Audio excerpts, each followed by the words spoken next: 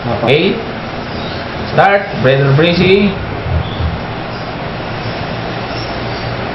Isang magandang umaga po sa bawat isa. Nagpapasalamat po kami sapagkat meron pong ganitong pagkakataon sa gitna ng panig ng mga saksi ni Jehovah. Ito po ang first time ko na makausap sila ng formal at hindi nasa bahay lang. So bago po ako magsimula, naniniwala po ako na itong pag-uusap na ito ay magiging maayos at isa pa wala po kaming plano na magpataasan ng talino, kundi po magpakita kung ano po ba ang katotohanan nauukol sa pagkakakilala ng Diyos. Ako po ay isang former INC member dati, so kung meron akong liwanag na makikita sa kanila, hindi ako magdadalawang isip na lumipat. So yun po yung aking layunin, para po makita natin na talaga dapat tayo, ang bawat isa ay maging open sa mga katotohanan. So bilang pangunang mga salita, ang paksang ang Diyos ba ay binubuo ng tatlong persona o Trinidad, ay akin pong titindigan bilang affirmative. Therefore, ako lang po ang may karapatan upang magbigay ng kahulugan sa ibig sabihin ng salitang Trinidad. Therefore, ang trabaho po niya ay inigate lang kung ano po ang aking bibigyang diin sa paksang ito. At hindi po niya dapat bigyang panibago na meaning ang paksa pong Trinidad. So ito po ang aking dalawang contention bago po ako magsimula. Una pong contention, letter A, walang magaganda at matitibay na rason upang sabihin na ang Trinidad ay mali. Letter B, contention, maraming magaganda at matitibay na rason upang sabihin na ang Trinidad ay katotohanan. So bago ko po puntahan ang aking contention, letter A, na walang magaganda at matitibay na rason upang sabihin na ang Trinidad ay mali, pupunta po muna ako sa aking letter B kung saan pagpapatunay na maraming magaganda at matitibay na rason upang sabihin na ang Trinidad ay katotohanan. Therefore, kung titignan po natin dito po sa doktrina ng Trinity, hindi na po natin dapat pang pag-usapan ang persona ng Ama, sapagkat parehas tayong nagkakasundo kung ano ang persona ng Ama. Ang pag-uusapan na lang natin dito ay ang kahulugan ng iisang Diyos at ang persona ng anak at ang persona ng banal na Espiritu. Itong tatlong ito ang pinakang importante upang mabuo natin ang equation sa paniniwala ng Trinidad. So una ko pong premise na pupuntahan, ang Trinidad ay hindi kumukontra sa Biblia. Ang premise ko po, premise 1, ang Biblia ay nagtuturo ng iisang Diyos. Sa talata ng Deuteronomy, Kapitulo 6, talatang 4, ang pinakang sikat na talata na nagbibigay sa atin ng salitang iisang Diyos ay matatagpuan po natin sa ganitong mga salita. Pakinggan mo, Israel, ang Panginoon nating Diyos ay iisang Diyos o iisang Panginoon. Sa Hebrew word na kanyang ginamit ay ganito, Shema Yisrael, Yehovah Eloheinu, Yehovah Echad. Kung mapapansin po ninyo ang salitang Echad, ay na-translate sa English word na salitang iisa. Alam po ba ninyo sa pag-aaral ng salitang ganito, mapapansin po ninyo na yung salitang iisa dito o haang sa Hebrew word na Echad, ay ito'y composite at hindi po siya absolute one. Paano ko pong nasabi? Sapagkat pag binasa po ninyo ang the same word na ginamit upang ipantukoy sa Genesis chapter 2 verse 24 sa mag-asawa, ang salitang nagiging isang laman ay kaparehas ng salitang ginamit sa salitang Deuteronomy chapter 6 verse 4 na iisa. Katulad po ng ganito, kaya't iniiwan ng lalaki ang kanyang ama at ang kanyang ina at pumipisan sa kanyang asawa at sila'y nagiging isang laman. Therefore, may kita natin dito yung echo ng salitang iisa sa Deuteronomy chapter 6 verse 4 na yung salitang iisa, hindi siya tinatawag nating absolute one, kundi siya po ay composite. Ngayon, pagpapatuloy, sa makatuwid, sa Biblia pala, pwede palang maging iisa ang marami. Halimbawa na lang po sa Acts chapter 4 verse 32. All the believers were one in heart and mind. No one claimed that any of his possessions was his own, but they shared everything they had. Sa Philippians chapter 1 verse 27, whatever happens, conduct yourselves plural, in a manner worthy of the gospel of Christ. Then whether I come and see you, or only hear about you in my absence, I will know that you stand here in one spirit. So yung plural nagiging isa. So dito po, may kita natin na sa Biblia, yung salita palang iisa ay pwedeng tumukoy sa maramihan. Ano po? Ngayon, premise 2. Kung ang premise 1 ko, ang Biblia ay hindi kumukontra sa Trinidad.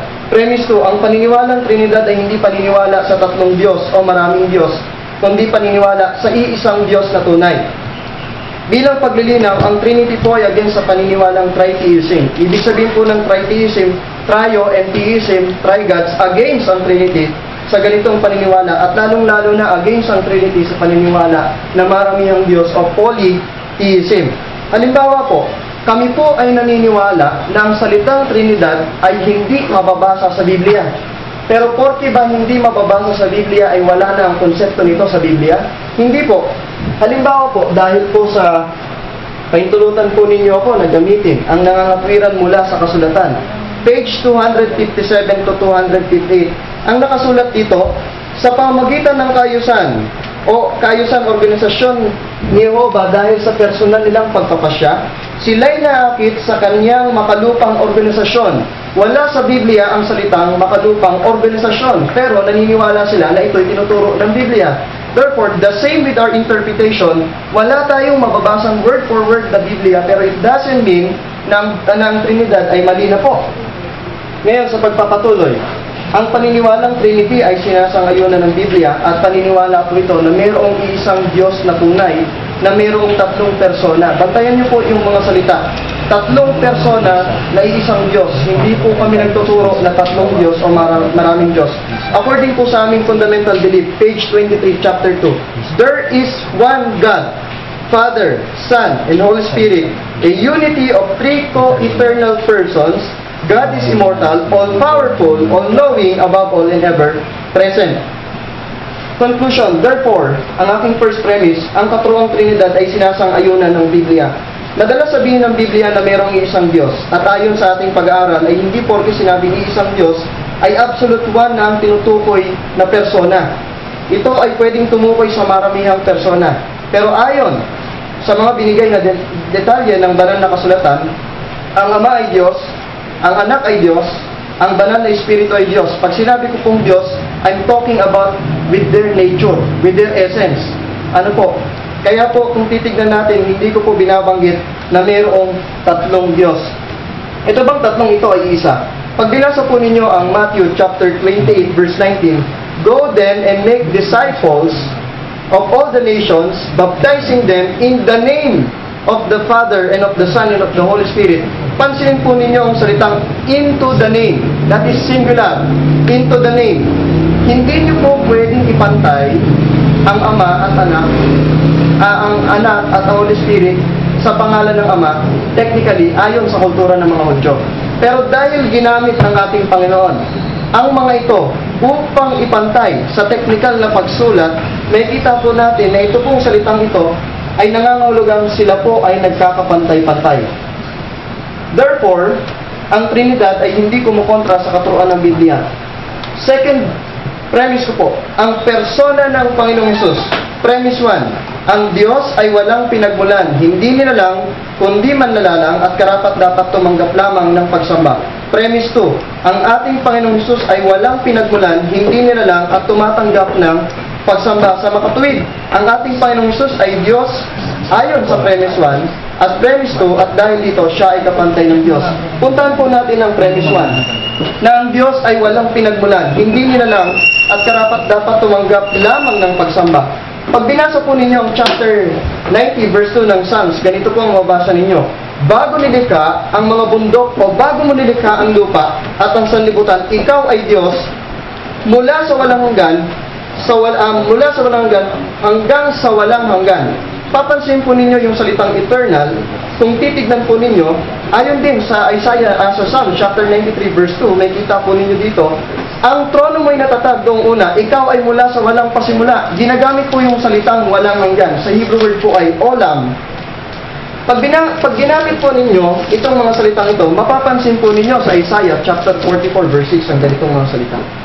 Ganito ang sabi ng Panginoon, ng Hari ng Israel at ng kanyang manunubos, na Panginoon ng mga hukbo, ako ang una at ang huli, at liban sa akin ay walang ibang Diyos. Alam po ba ninyo ang salitang ako ang una at huli? ay nagkukulot saan po? Ayon po sa komentary ni Albert Barnes, ay ganito. The first and the last letters of the Greek alphabet and denote properly the first and the last. So in Revelation chapter 22 verse 13, where the two expressions are united, I am, Alpha and Omega, the beginning and the end, the first and the last. The speaker says of himself, I am the first and the last. Among the Jewish rabbis, it was common to use the first and the last letters of the Hebrew alphabet to denote the whole of anything from beginning to end. Thus it said, Adam transgressed the whole law from Aleph to To. That is, the first letter of the Hebrew to the last letter of the Hebrew. Ano daw po ang sabi? The language here is what would properly denote eternity. Ang sabi po dito, ito daw pong salitang una tuli ay nangangahulugan na mula siya sa walang hanggan o wala siyang pasimula. Ito bang salitang ito ay ginamit sa ating Panginoong Hesus? Ito bang mga salitang ito ay nakita sa Kanya nang sabihin niya na ako ang una at huli? Pag binasa po ninyo ang Apokalipsis, Kapitulo 1, talatang 17 hanggang 18, binabanggit po ng ating Panginoon doon na ako ang una at ang huli. Kung titignan po ninyo, itong salitang ito ay kasing kahulugan ng salitang Alpha and Omega. Excuse me sir, ano ba yung? Chapter 1, verse 17 to 18 po ng Revelation. Oo, nagmamadali ako. So, next po, kung titignan po ninyo, ang mga tao, hindi po sila tumatanggap basta-basta ng pagsamba. Even mga angels. Ayon po sa chapter 19, verse 10, ang sabi ng anghel kay Juan, at ako'y nagpatira pa sa kanyang paanan upang siya'y aking sambahin. Ngunit sinabi niya sa akin, huwag mong gawin iyan, sabi ng angel. Ako'y kapwa mo alipin na kasama mo at iyong mga kapatid na mayroong patotoo ni Jesus. Sa Diyos ka sumamba, sapagkat ang patotoo ni Jesus ang espiritu ng propesiya. Hindi ka pwedeng sumamba sa ibang Diyos. Hindi ka pwedeng sumamba sa ibang Diyos, maliban na lang sa tunay na Diyos. Ang ating Panginoon, ayon sa Psalm chapter 81 verse 9, Exodus 34 verse 14, chapter 22 verse 4 ng Exodus, bawal kang sumamba sa Diyos maliban sa Kanya.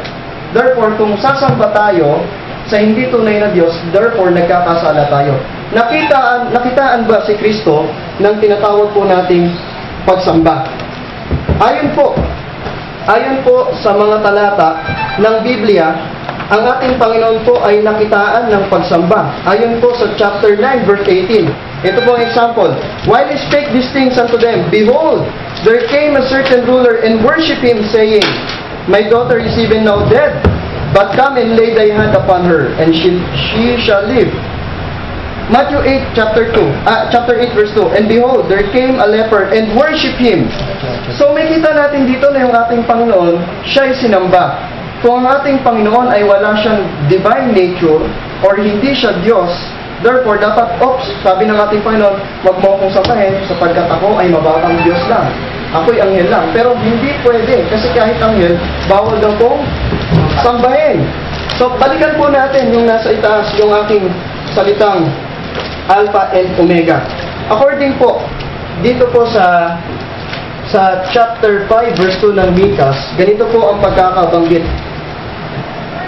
Chapter 5, ngunit ikaw, Bethlehem sa Ephrata, na maliit upang mapabilang sa mga angkan ng Huda, mula sa iyo ay lalabas para sa akin ang isa na magiging pinuno ng Israel, na ang pinagmulan ay mula ng walang hanggan. So, ang ating Panginoon, galing pala siya saan? Sa walang hanggan. Therefore, si Kristo, siya ay Diyos din. Alam po ba ninyo? Itong katuparan nito ay naganap lamang sa ating Panginoon. So, puntahan pa natin yung sinasabing ang ating Panginoon ay walang pasimula. Sa John 1:1, in the beginning was the Word, and the Word was with God, and the Word was God. Yung salita pong in the beginning doon, mga minamahal ko pong tagapakinig, ayon po sa isang napakagandang komentary, Exposition of the Gospel according to John, Grand Rapids, Baker Book House, 1953 to 2001, New Testament Commentary, 1-2. So, ito po ang nakasulat, in the beginning. This is another way of saying that He existed from all eternity. Yung salita to kung ginamit dito, in the beginning, and arche sa Greek, ay mula saan? Sa salitang arche, na kung saan ito ay ibang mga salita upang magsabi na siya ay nagmula sa walang hanggan o siya ay laging nasa walang hanggan. Therefore, si Kristo wala siyang hanggan. Ano po? Mula siya sa walang hanggan. Ngayon, si Kristo ba ay nilalang? Ito po ang contention ko. John chapter 1 verse 3. Lahat ng mga bagay ay ginawa sa pamagitan niya at kung wala 5 siya, minutes. ay hindi magagawa ang anumang bagay. Pansin po ninyo, without Him, nothing was made that has been made. Ito po ang contention ko, mga kapatid. If He is a created being, He had part in creating Himself, sapagkat walang malilikha kung wala siya. But if He had part in creating Himself, then He existed before He created Himself. And if He existed before He created Himself, He could not be a created being.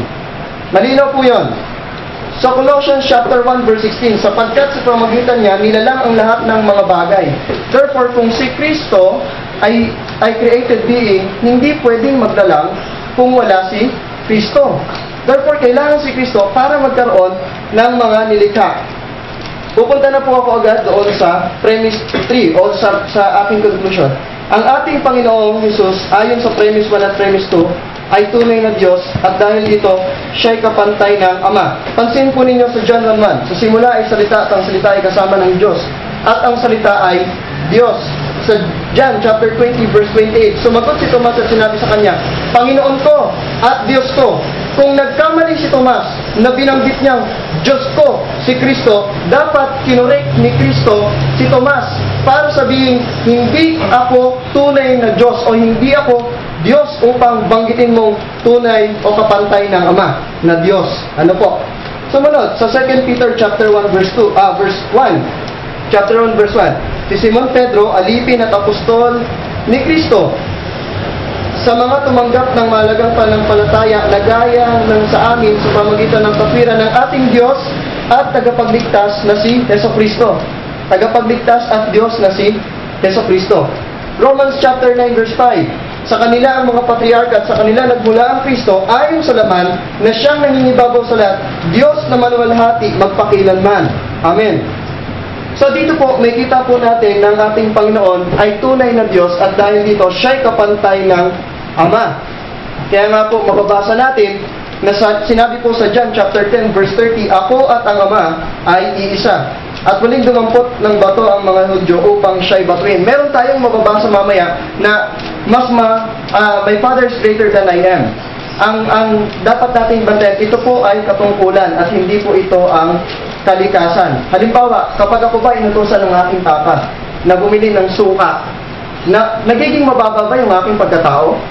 Hindi. Tao pa rin ako. Therefore, ang may kinalaman doon sa my Father is greater than I am, yung katungkulan, hindi yung nature.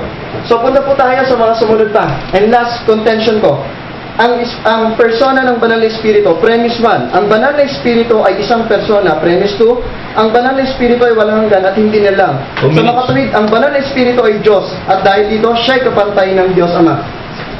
Ang Espiritu ng Diyos ay binanggit sa Biblia ng 350 times. Ano po? 350 times. At mababasa natin ang katangian ng isang persona, siya'y nakakarinig, nagsisiyasat, nagtuturo, mga aliw, naghiwalay at nagsusugo ng mga tao. Hindi siya mismo kapangyarihan. Ayon po sa John chapter 16 verse 13, ang Holy Spirit ay nakakarinig. 1 Corinthians chapter 2 verse 10, siya po ay nagsisiyasat. John chapter 15 verse 26, siya'y nagtuturo. John chapter 16 verse 7, siya'y mga aliw at nagsusugo ayon sa chapter 13 verses 1 to 4. Ganon din, siya po ay naiinsulto. Ang pinakang maganda po dito ay ayon po sa chapter 5 verse 32 ay ganito. Kami mga saksi sa mga bagay nito. Gayon din ang Espiritu Santo na ibinigay ng Diyos sa mga sumusunod sa Kanya. Ginagawa ni Pedro na yung Espiritu Santo ay siyang saksi din. Paano magiging saksi ang isang kapangyarihan? Kung siya ay isang kapangyarihan lang, dapat hindi sinabi ni Pedro, siya'y saksi din. Pero sinabi dito na siya'y saksi. And therefore, ang requirement ng pagiging saksi, dapat siya ay isang persona. So last po, ang premise 2, ang Banal na Espiritu ay walang hanggan at hindi nilalang. Sa Hebrews chapter 9 verse 14, ganito po ang mababasa natin.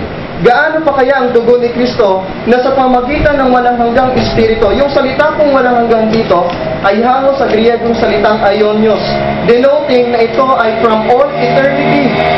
So therefore, yung Holy Spirit ay persona din. Chapter 14 verse 16, and I will ask the Father and He will give you another. Yung salita pong another dito is alos. Pag sinabi pong alos, ito po yung nangangahulugan, nakaparehas ni Kristo, pero iba yung kanyang office. Kung ano si Kristo, kung siya ay eternal din, ganoon din ang Holy Spirit. Set mo. 7 minutes. Okay, so natapos yung unang presentation. Sakto. Missing na, missing. Nauna pa yung time ko yan. So 10 minuto, no, mga kapatid. Ito po yung running time. So ulitin ko po para maganda yung ating pag-uusap. Pagkatapos ng tanong, hayaang sumagot. At hindi man natin gustong sagot, ay wala na tayo magagawa at bahala na yung manunood doon. Pero kung sa tingin nyo meron kayong kailangang klaruhin na parang masyado namang malayo yung tanong, ay i-address lang po natin sa moderator at kami po ang maglilinaw doon sa inyong tinatanong. At magkabilaan, ganun po yung ating gagawin. Wala pong personal na question. Gawin po nating mapayapa at maayos ang lahat. Okay? Pipindutin ko ito para sa unang tanong. I-check nga kung gumagana. Ayan. Bro. Okay, so ano to? Uupo. Tayo pa na lang. Pero wala tayo. Wala. Okay, sige lang. Walang display. Gagawin mo muna. Ayusin mo na, ayusin. Ayusin mo na. Alam mo na, mahal naman tayo. Dalawa yun. Kanya. Limited lang yan. Limited lang. Oo. Hindi, ibig sabihin pwede nyo. Bagay. Ulitin mo na lang, bro. Susunod tayo. Ano? Andali lang po. Ulit May video sa pala. Parang ulit-ulit. Iba. Masyado. Sige. Okay po. Sige. Bigyan na lang namin kayo ng copy. Ay, okay, basta buo. Ano, start na ba? Wait lang. Okay. Okay, Start. Time start na. 10 minutes. Mr. Balansag, Apo. ginamit mo kanina yung yung Deuteronomio 6:4 Oo. at kinote mo dun yung salitang iisa na sa wikang Hebreo ay ekad na Oo. para suhayan nyo at gawing ito ay United One, tama po ba? Oo. Ay ginamit mo rin yung Genesis 2:24. Oo. Ngayon, ang tanong ko, yamang ginamit din dun yung ekad, no? Ang naging basihan mo, yung dalawang mag-asawa nung ikasal, naging iisa, naging isang laman, ekad. So, binigyan mo ng kahulugan yung ekad doon na United One, ano? Oo. Ano yung, saan ba sila naging isang laman? Ano ba ibig sabihin nung pagiging isang laman nila? Oo, kasi kung titignan po natin, yung salitang ikad, yung salitang one, ito ay iisa, not in person. Unity sila, united. Tinawag silang one.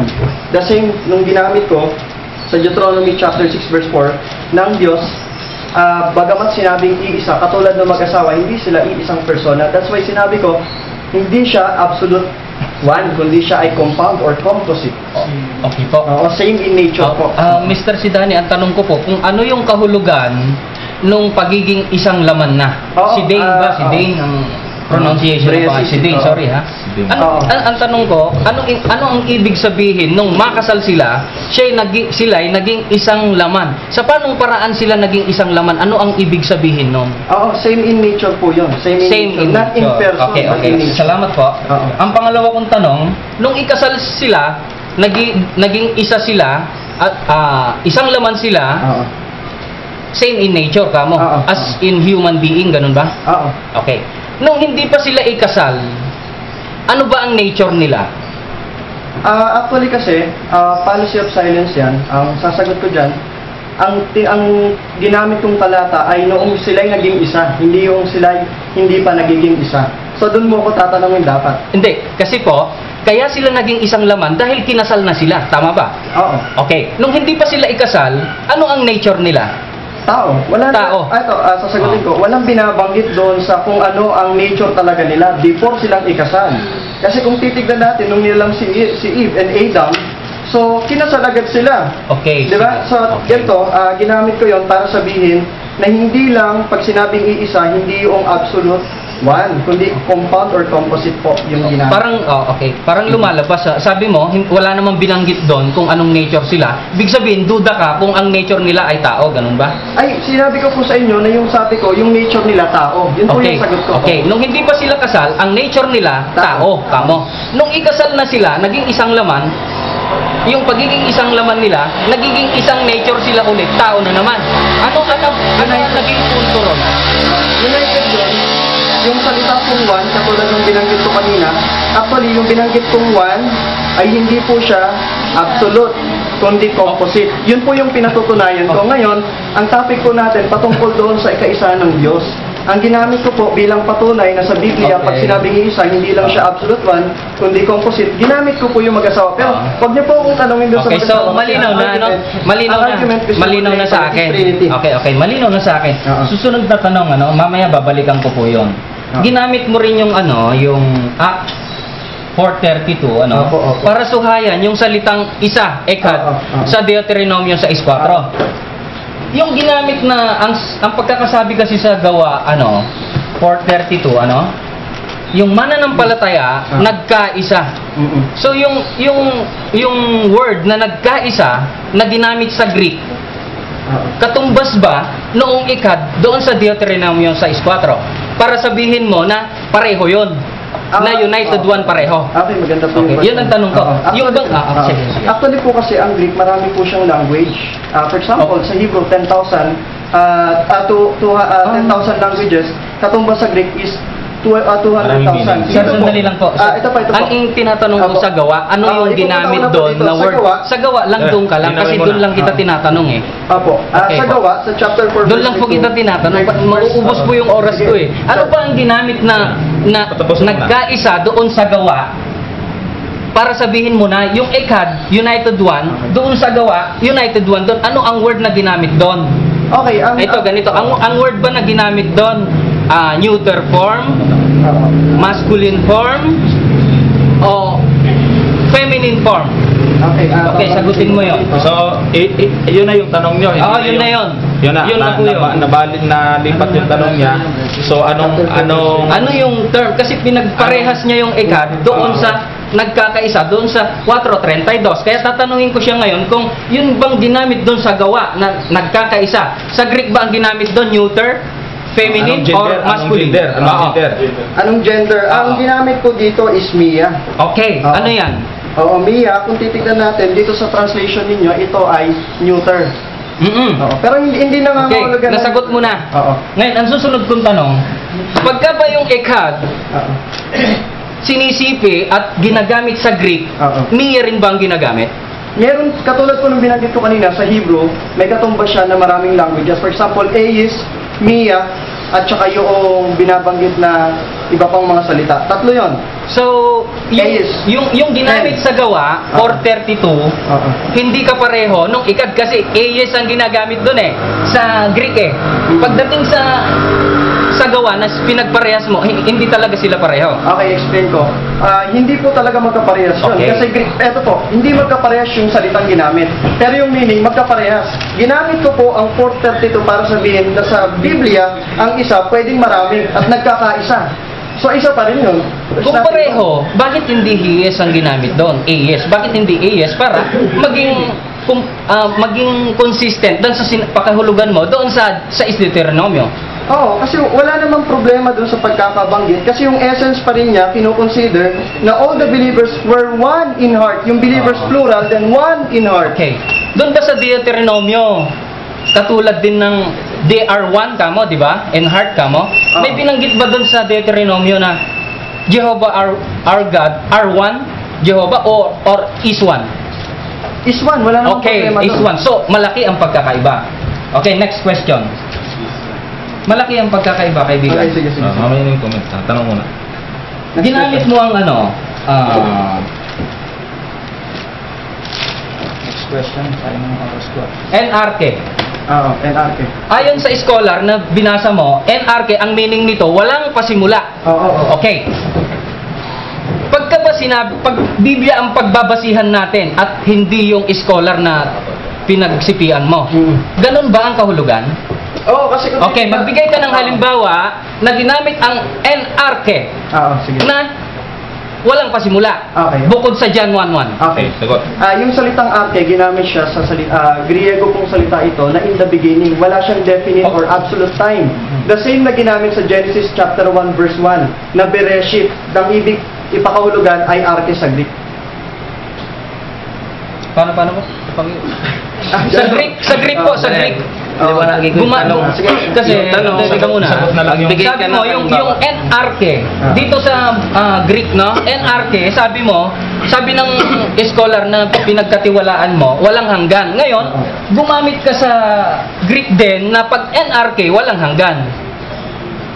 Para consistent sa Biblia ka kumukot, hindi yung sa scholar, di ba? Okay, sa Biblia ka muna bago sa scholar. Katulad ng binanggit ko kanina kasi, yung salitang arke sa Greek, ito po kasi sa John 1:1, ang pinatutungkulan niya yung logos, existence.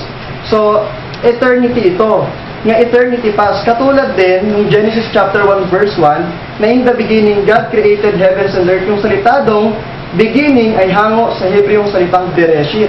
Nang ibig sabihin is walang definite time. Okay. So, yung paglalang, may panahon ba kung kailan nagsimula? Wala nga siyang definite time. So, walang definite time na sinabi, pero may time kung kailan. Pero walang definite time yun. So, mayroon naman pala. Okay, sasagutin ko, Mr. Moderator. Bakit yung NRK mo doon sa paglalang is may pasimula, samantalang dito sa John 1:1 wala? Okay. Ang existence kasi sa Genesis chapter 1 verse 1, pertaining yung context niya doon sa paglalang. Samantalang sa John chapter 1 verse 1, pertaining ang context niya doon sa existence ng logos. Okay. Next question. Wala, inconsistent. Next question. Okay. Ginamit mo ang John 10:30, no? Ako at ang Ama ay iisa para sabihing pantay sa pagka-Diyos, ano? Yung iisa, katumbas din ba ito ng ikhad? Hen, oo. Hen. Yung bang ikhad doon sa Hebreo, pag isinalin sa Greek, hen? Pwede siyang ikapit sa hen, depende sa kanya. Kung pwede ikapit sa hen, saan sa Biblia ikinapit yon? Hen. As in, yung ikhad doon sa Deuteronomy 6:4. Inabot. Mamaya na lang. Sayang. Dami ko pa sana tanong eh. Mamaya. Sayang. Hindi naman pwede ibigay sa lahat ng oras. Oo nga eh. Alam ko naman po. Okay. Alam ko naman po. Ngayon naman ay titindig yung negative sa katawan po ni Brother ano pangalan ito? Ed. 20 minutes po yan? Cellphone ko. Okay, ready na, brother? Teka lang ha. Sige, set. Isinat ko lang sandali. Para makikita mo din yan, may estimate mo yung time mo dyan. Tama yan. Oo. Ano mga kaibigan? Okay lang ba kayo? Okay lang ako. Pagka dumaan kayo dyan sa harap, medyo yuko lang ha. Para hindi natin ano. 32 bali 50 ito yan. Ito naman, malaki naman ito eh.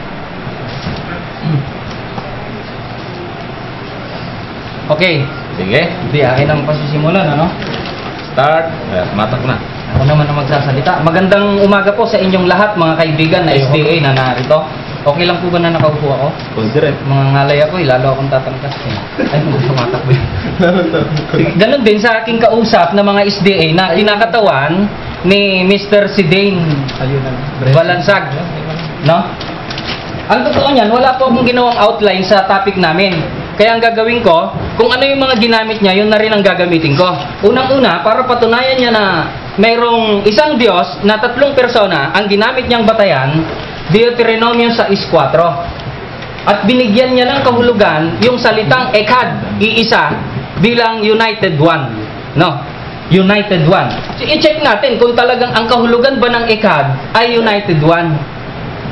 Yan, para suhayan niya na yung Echad sa Deuteronomy 6:4 ay United One, ginamit niya yung Genesis 2:24. Genesis 2:24 na kung saan yung daw dalawang mag-asawa ng ikasal naging isang laman. No? Kanina nung tanungin ko siya, ano ba ibig sabihin ng pagiging isang laman? Ang paliwanag niya, iisa in nature. Inhuman being ba kako? Oo. Ay paano nung hindi pa sila kasal? Ano ba ang nature nila? Sabi niya, tao pa rin. Anong punto ron? So useless yung ikad na ginamit niya rito. Ang totoo, kung sa Biblia ang pagbabatayan natin sa kahulugan ng 2:24 ng Genesis, pagkakaroon ng malapit na ugnayan. Yung mag-asawa, kaya nga sabi pipisan sa magulang tapos magsasama sila Or pagkakaroon ng iisang layunin. Hindi iisang nature, kasi kung sasabihin mong naging isa sila in nature, walang punto. Parang hangin lang. Iisa in nature nung ikasal sila, tapos nung hindi pa sila kinakasal, iisa in nature pa rin. At walang puntos. Di ba? Isa pa, marami akong nakakausap na Seventh-day Adventist. Ang ginagamit pa nila, para suhayan yung ekad na United One daw. Etong bilang, kung di ako nagkakamali, pasensya na, wala kasi akong outline 3:73. Sabi rito, at sila'y dumating sa libis ng iskol, at sila'y pumutol doon ng isang sangang may isang kumpol. Yung ginamit doon, ekad. Kaya sabi nung nakausap kong Seventh-day Adventist, yan ang katibayan na yung isa ay United One. Kasi kumpol, yung kumpol, maraming binubuong mga ubas, sabi doon. Pero kung susuriin natin na maingat, yung talata, alin ba ang tinutukoy doon na United One? Hindi ba yung kumpol, hindi yung salitang isa? Kaya nga tinawag na kumpol, kasi maraming nakapaloob doon. Yun ang linaw doon. Ang nangyayari niyan, yung isa na wala namang kinalaman doon, binibigyan nila ng kahulugan yung salitang isa, ekad, para maging unite daw, United One. No? Pagka sinabing isang kumpol, ilan yon? At isa lang talaga. Absolute oneness. Isang kumpol lang. Hindi yung internal composition ang tinutukoy doon. Kung internal composition ang tutukoy, dapat isang maraming ubas. Hindi isang kumpol. Hindi ba? Napakalinaw naman. Para maging consistent doon sa Deuteronomio 6:4 na kung gagawin natin sa kumpol na ito, gagawin natin isang maraming ubas, maaring tumugma sila sa Deuteronomio 6:4 na isang mga Panginoon. O hindi ba malinaw? Binibigyan lang nila ng kahulugan yung salitang ikad. Ang totoo, absolute oneness, mga kaibigan, ng ikad. Ginagamit yan kay Abraham, ginamit yan. O kung United One itong ekad. Kung talagang United One yan, i-check natin. Genesis dito sa sa Isaiah 51:2. Isaiah 51:2.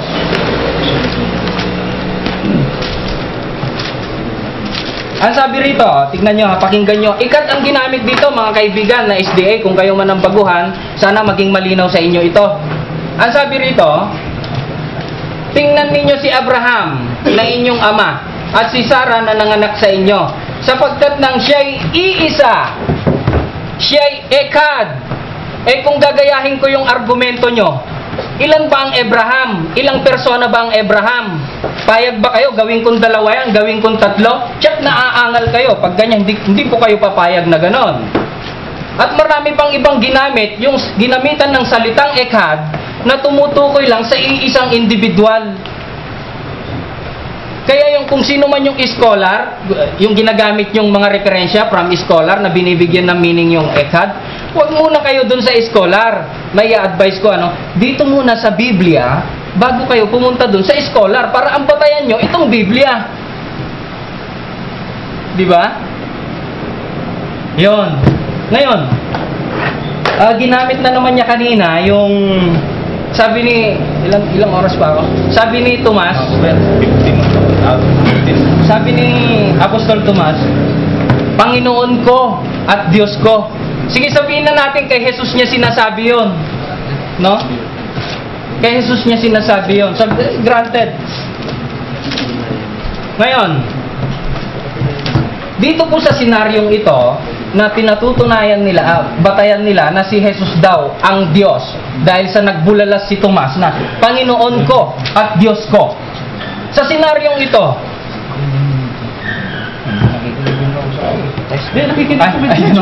Oras mo yan. okay. Huwag kami pakialaman dito. So, ano bang senaryo ito? Dito ba sa senaryong ito, pinatutunayan ba ni Apostol Tomas na siya ang Diyos? O pinatutunayan niya na siya yun, binuhay na maguli? Dapat konteksto ang pagkukunan nyo ng mga paliwanag. Hindi ko basta nakabasa kayo, Panginoon ko at Diyos ko. Ay, Diyos pala, siya pala ang Diyos, si Jesus pala. Hindi ganun dapat ang pag-aaral ng Biblia. Ngayon, suriin natin isa-isa ito. Kung ano ba ang pinatutunayan ni Tomas dito. No? Para makita natin kung talaga bang dito sa senaryong ito, pinatutunayan niya ba na siya ang Diyos? Na dapat manampalataya ka na ako ang Diyos. Okay. Sa 20, at nang masabi niya ito, ay kanyang ipinakita sa kanila ang kanyang mga kamay at ang kanyang tagiliran. Ang mga alagad niya nangagalak nang makita nila ang Panginoon. So, nanampalataya sila dahil nakita nila yung tanda ng ano. Yun ba ang palatandaan na siya ay Diyos? Na siya ang Diyos? Parang hindi naman yata. Kasi nung makita nila yung butas ng mga kamay at tagiliran niya, nanampalataya na sila na siya ang Diyos? Ganun po ba? Aba, basta may butas dito, yun na ang Diyos? Hindi naman. Parang ganun ang magiging palatandaan, no? So, nagsisampalataya ang kanyang mga alagad na siya yun, hindi na siya ang Diyos, no? Tapos, kung itutuloy natin dito, ngunit si Tomas, isa sa 12 na tinatawag na Didimo, ay wala sa kanila nang dumating si Jesus, wala si Tomas doon. Kailangan makumbinsi ni Jesus si Tomas na na siya ang Diyos. Mali na naman pagka gano'n ang ipapalagay natin. Dapat sa konteksto tayo bumase. Magiging mali na naman. O, tingnan natin ang senaryo. Di, sinabi nga sa kanya ng ibang mga alagad, nakita namin ang Panginoon. Ngunit sinabi niya sa kanila, malibang aking makita sa kanyang mga kamay ang butas ng mga pako, at maisuot ko ang aking daliri sa butas ng mga pako, at maisuot ko ang aking kamay sa kanyang tagiliran, ay hindi ako sasampalataya na na siya ang Diyos. Mali na naman pag gano'n ang magiging kaisipan natin, kasi sa senaryong ito, hindi yon ang pinatutunayan ni Jesus. Pag makita raw ni Tomas yung mga sugat sa kanyang kamay, tagiliran, saka lang siya sasampalataya. Tingnan natin, sabi rito, nang magagayoy, sinabi niya kay Tomas, idaiti mo rito ang iyong daliri, at tingnan mo ang aking mga kamay, at idaiti mo rito ang iyong kamay. At isuot mo siya sa aking tagiliran, at huwag kang di mananampalatayahin, kundi mapananampalatayahin ka.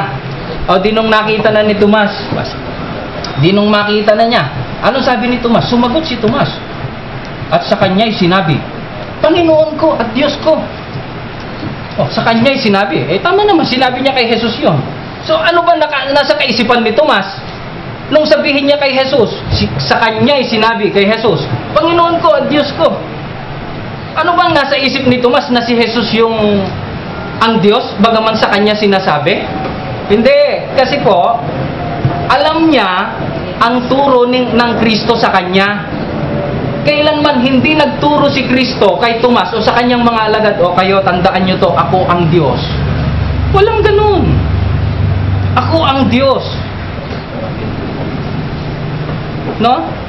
So, bibigyan kita ng katulad na pangungusap, Sabi ng isang propeta kay David, si Jonathan. Sabi ni Jonathan kay David,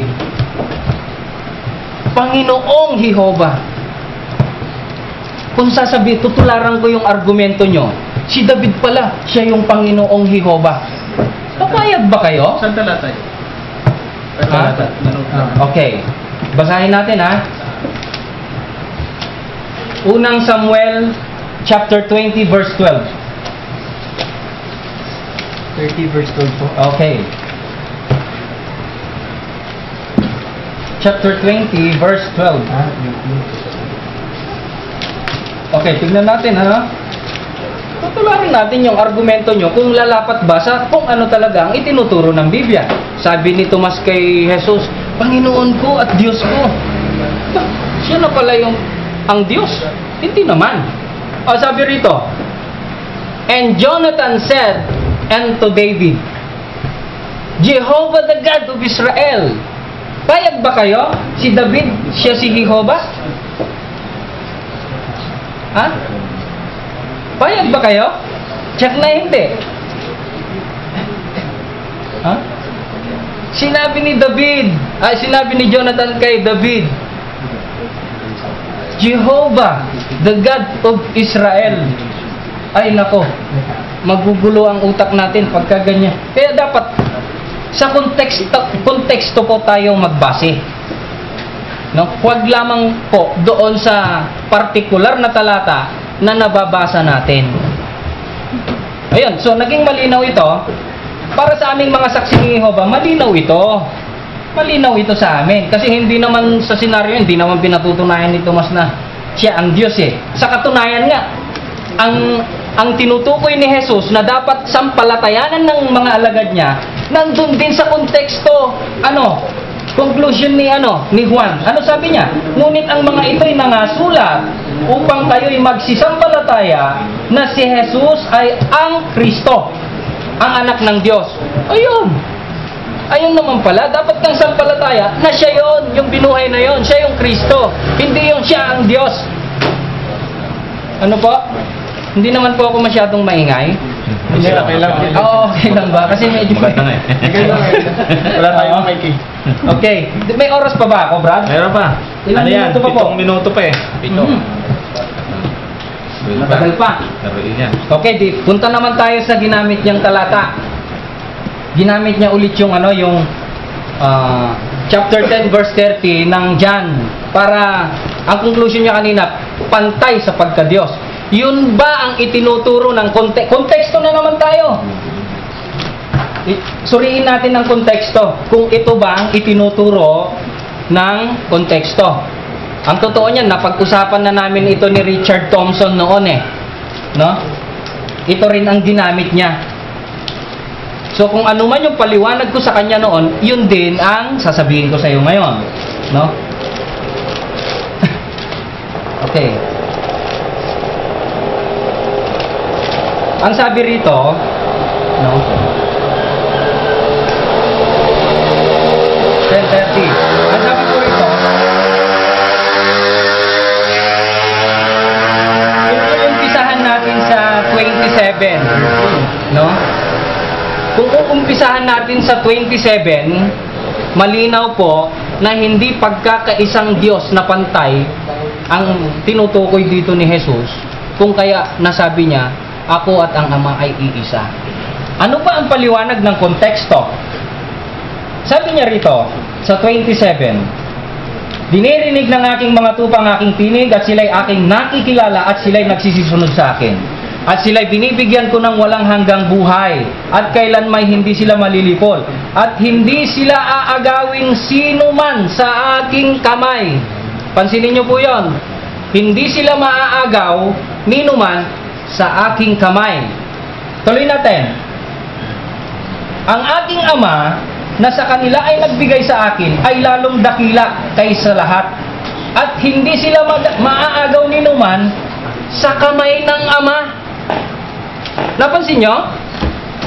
Napansin nyo yung konteksto? Hindi sila maaagaw, sabi ni Jesus, mula sa aking kamay. Hindi rin sila maaagaw mula sa kamay ng aking Ama. Anong dahilan? Sila ay iisa. Saan naging isa? Sa pangangalaga ng tupa.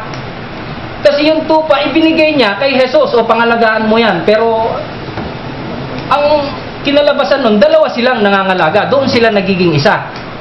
Anong resulta sa mga Hudyo? Nung sabihin niya, ako at ang Ama ay iisa, anong naging resulta? Hindi ba nagalit sa kanyang mga Hudyo? 4 minutes na lang. Okay. Nagalit sa kanya ang mga Hudyo. Ituloy natin ang pagbasa, no? Pambihira itong mga kababayan talaga ng ating Panginoong Jesus. Pinipilipit nila yung sinasabi ni Jesus, ako at ang Ama ay iisa. Binalingkong nila, ginawa nilang, binigyan nila ng ibang kahulugan. Saan na ba ako? Sabi rito,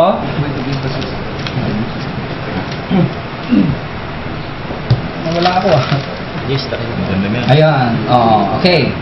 Sinagot sila ni Jesus. Ay, dito sa 31, ano? Pagkatapos niyang banggitin ako at ang maiisa, nagsidampot uli ng mga bato ang mga Hudyo upang siya batuhin. Sinagot sila ni Jesus. Ayan, sinabi niya, ang sabi niya rito, ang maraming mabubuting gawa na mula sa Ama ang ipinakikita ko sa inyo. Alin sa mga gawang yon ang ibinabato ninyo sa akin? Sinagot siya ng mga Hudyo, hindi dahil sa mabuting gawa ay binabato ka namin, hindi kundi sa pamumusong. At sapagkat ikaw, bagaman ikaw ay tao, ay nagkukunwari kang Diyos. Yung sabi ni Jesus, ako at ang Ama ay iisa, nagbigay sila kaagad ng paratang, ay nagkukunwari kang Diyos, ipinapantay mo ang sarili mo sa Ama. Pinapantay mo ang sarili mo sa Ama. Anong sagot ni Jesus? Anong sagot niya? Sabi niya rito, sinasabi ba ganinyo tungkol sa Kanya na pinabanal ng Ama at sinugo sa sanlibutan, ikaw ay namumusong sapagkat sinasabi ko, ako ang anak ng Diyos?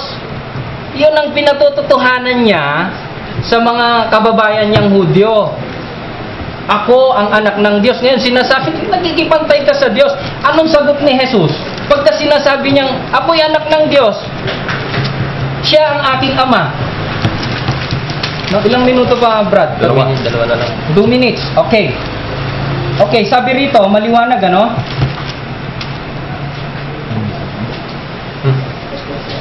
Okay, sabi rito, dahil dito nga'y lalong ang pinagsikapan ng mga Hudyo na siya'y patayin. Sapagkat hindi lamang sinisira ang araw ng Sabat, kundi tinatawag din naman niya na kanyang sariling Ama ang Diyos, na siya'y nakikipantay sa Diyos. Pagka ba sinabi ni Jesus, ang aking Ama na nasa langit, ibig ba niyan sabihin, nakikipantay siya sa Diyos, nakapantay niya ang Diyos? Hindi, yung mga Hudyo ang nagsasabi. Ito, malinaw ang talata, oh. Kundi tinatawag din naman na kanyang sariling Ama ang Diyos, na siya'y nakikipantay sa Diyos. Ito ang pananaw ng mga Hudyo. O ano sagot ni Jesus? Sinang-ayunan niya ba? Nagturo ba siya? Totoo naman yan. O ano sagot niya? Sabi niya rito, sumagot nga si Jesus at sinabi sa kanila, katotohanan sinasabi ko sa inyo, hindi makagagawa ang anak ng anuman sa kanyang sarili, kundi ang makita niyang gawin ng Ama. Ay, hindi pala nagpapasakop ang anak. Hindi siya nakikipantay. Kaya yung interpretasyon ni Mr. Sidain, balansag doon sa John 10:30, wala doon sa konteksto. Nandun sa scholar. Nandun sa scholar. No? Kasi may oras pa ba? Seconds lang, 40. Okay, yun. So, bilang panghuli ko, lagi kong sinasabi sa inyong mga kaibigan kong SDA, pag nakabasa kayo ng isang partikular na talata, isaalang-alang nyo naman ang konteksto. Kasi yun ang magpapatotoo kung anong kahulugan ng partikular na talatang yun. Hindi, ang kahulugan pala nito ayon kay matalinong tao, ito, hindi sa konteksto kayo bumabase. Maraming salamat po. Yes, sir. 10 minutes lang po. Sandali lang. Ready muna. Relax muna. Nagigigil ko. Ano ko? Nagigigil ba? Nainipod na. Change tape ka na yata. Anong ilang minuto pa? Sige lang. Aabutan ng... Hindi ba abutin niya? 10 minuto. Mag-change tape ka na. O, puputol yan sa tanongan eh. Sandali lang po, hinahanap ko yung aking clock. Para may makapag-ano rin ako ng time. Okay. 10 minutes, ano? 10 minutes siya. 7. Teka lang, ha?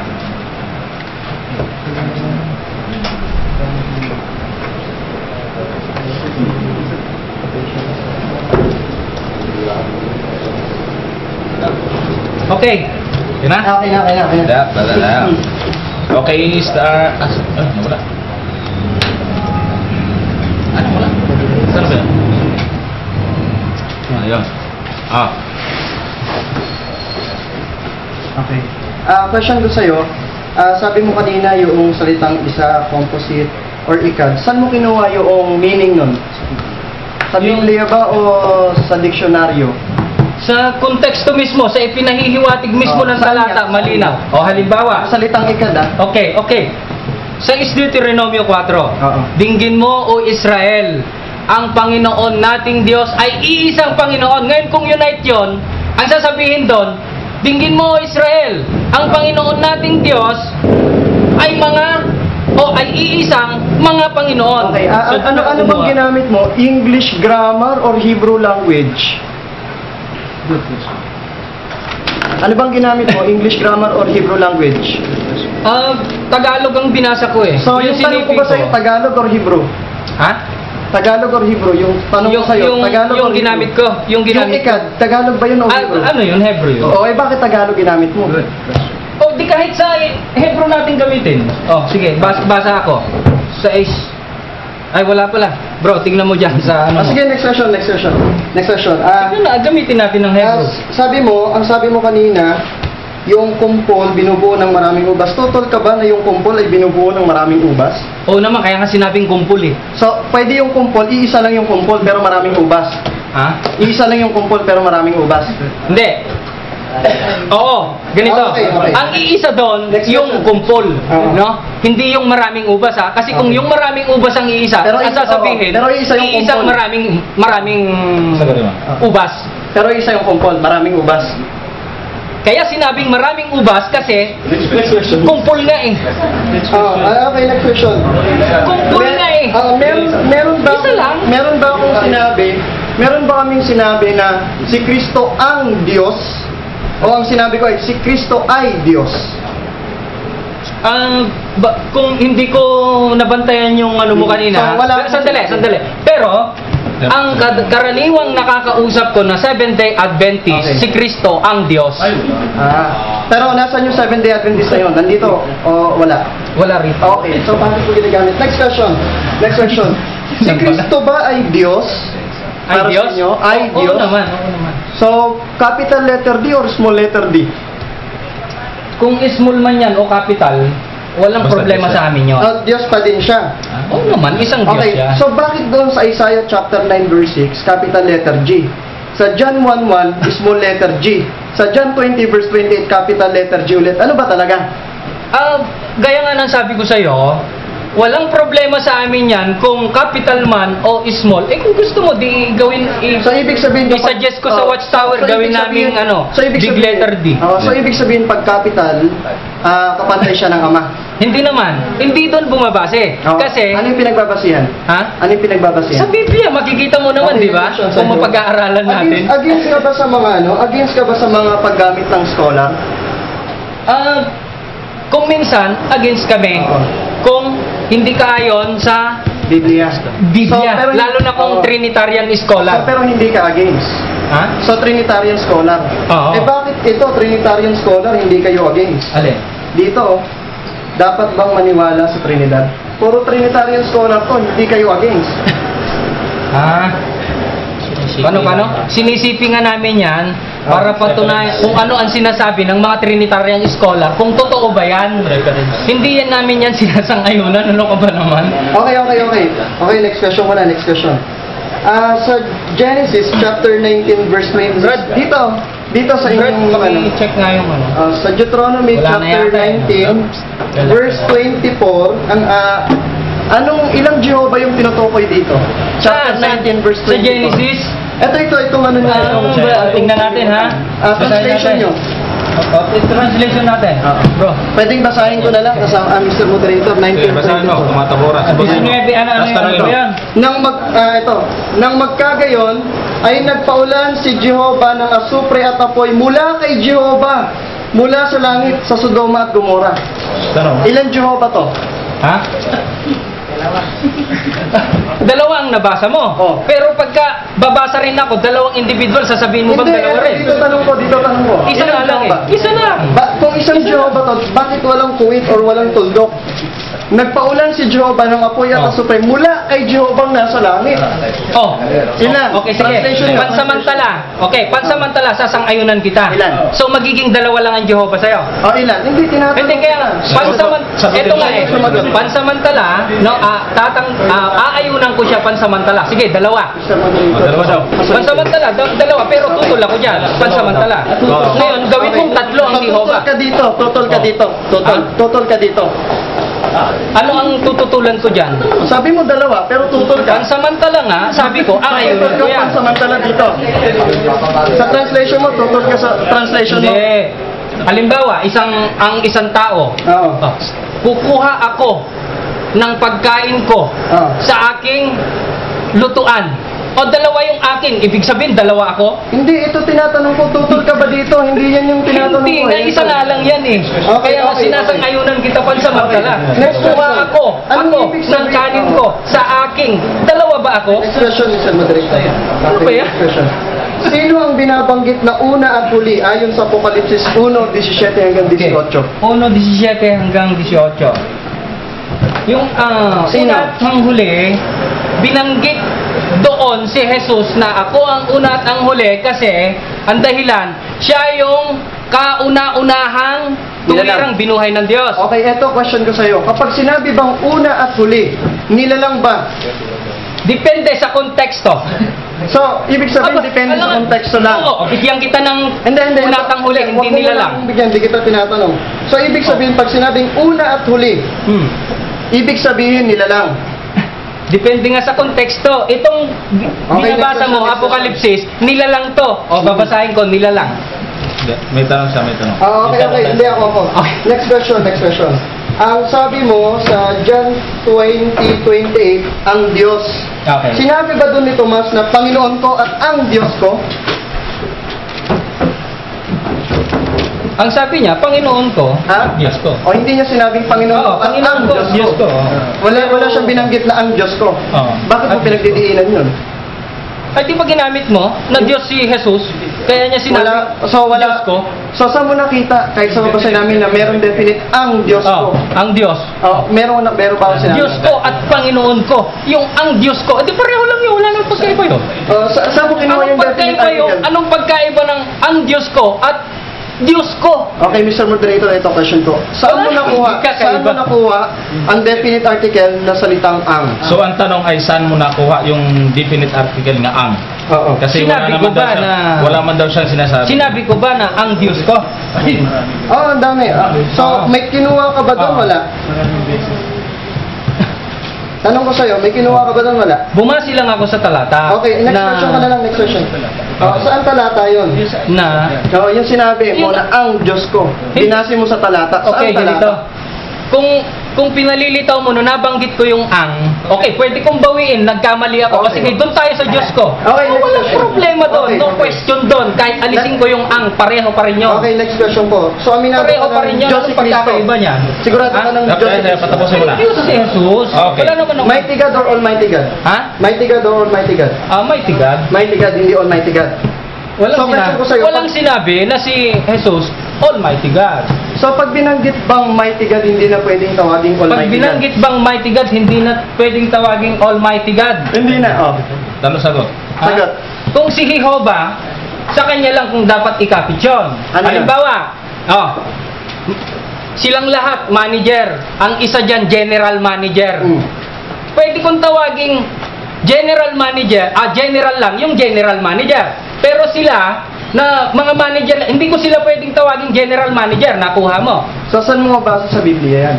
Binigyan lang kita ng analogy para maunawaan mo. Ay, di dapat depende ka sa Bible. Ay, hindi. Oh, hindi ka pala depende Depende sa sa Bible. O, Next. basahin mo. Ganito. Depende sa Bible. Sa Bible tayo.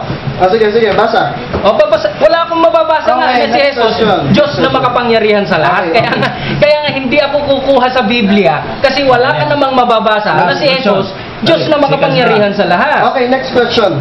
Tama ba na ang salitang kurios sa Greek ay dapat palitan ng salitang Jehovah? Teka sandali, ano ba ang topic natin? Pronunciations of God's name ba? Hindi, O Trinity? patutunayan kung tatlo yung Jehovah. Trinity. Tama ba yun? Patutunayan mong tatlo. Hindi, sumagot ka. Tama ba yun? Hindi. Na, Sandali. Yung curious kasi sa pangalan, Curious medyo po, curious. lumihis ka na eh. Sige, Trinity lang kayo. Trinity tayo, kaibigan. Kasi, may kinalaman naman yun. Kasi, Trinity tayo eh. yung Trinity kasama yung Lord. Nagtatanong ka kung Sa tamang pangalan kasi yun eh. pronunciation na ng pangalan ng Okay, Diyos. time Ang na, tinatanong mo, time. kaibigan.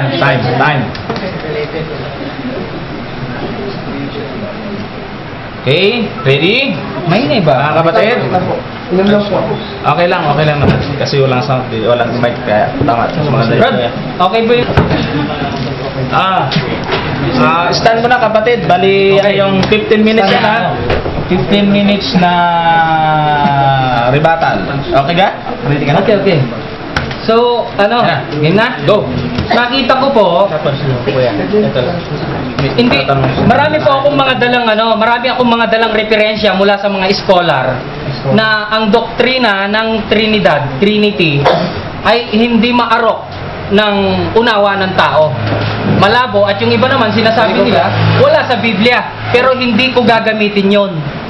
Biblia ang gagamitin ko. Ano? Biblia ang gagamitin ko.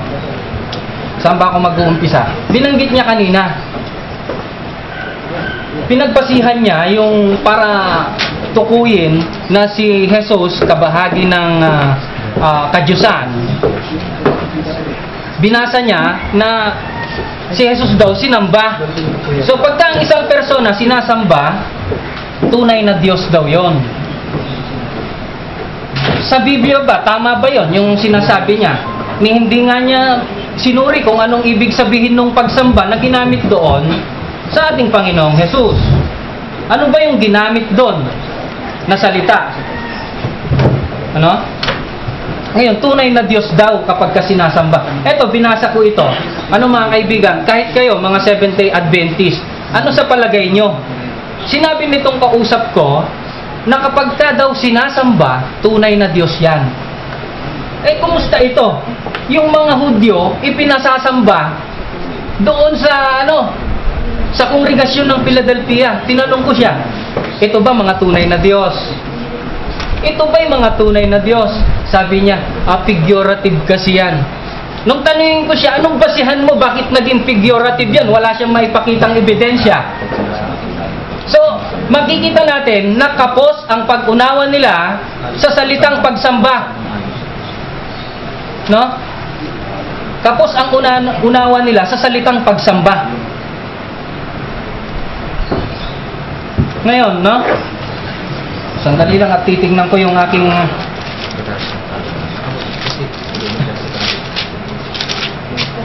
babalikan ko yung yung nire-reject niya kanina na yung ekad daw.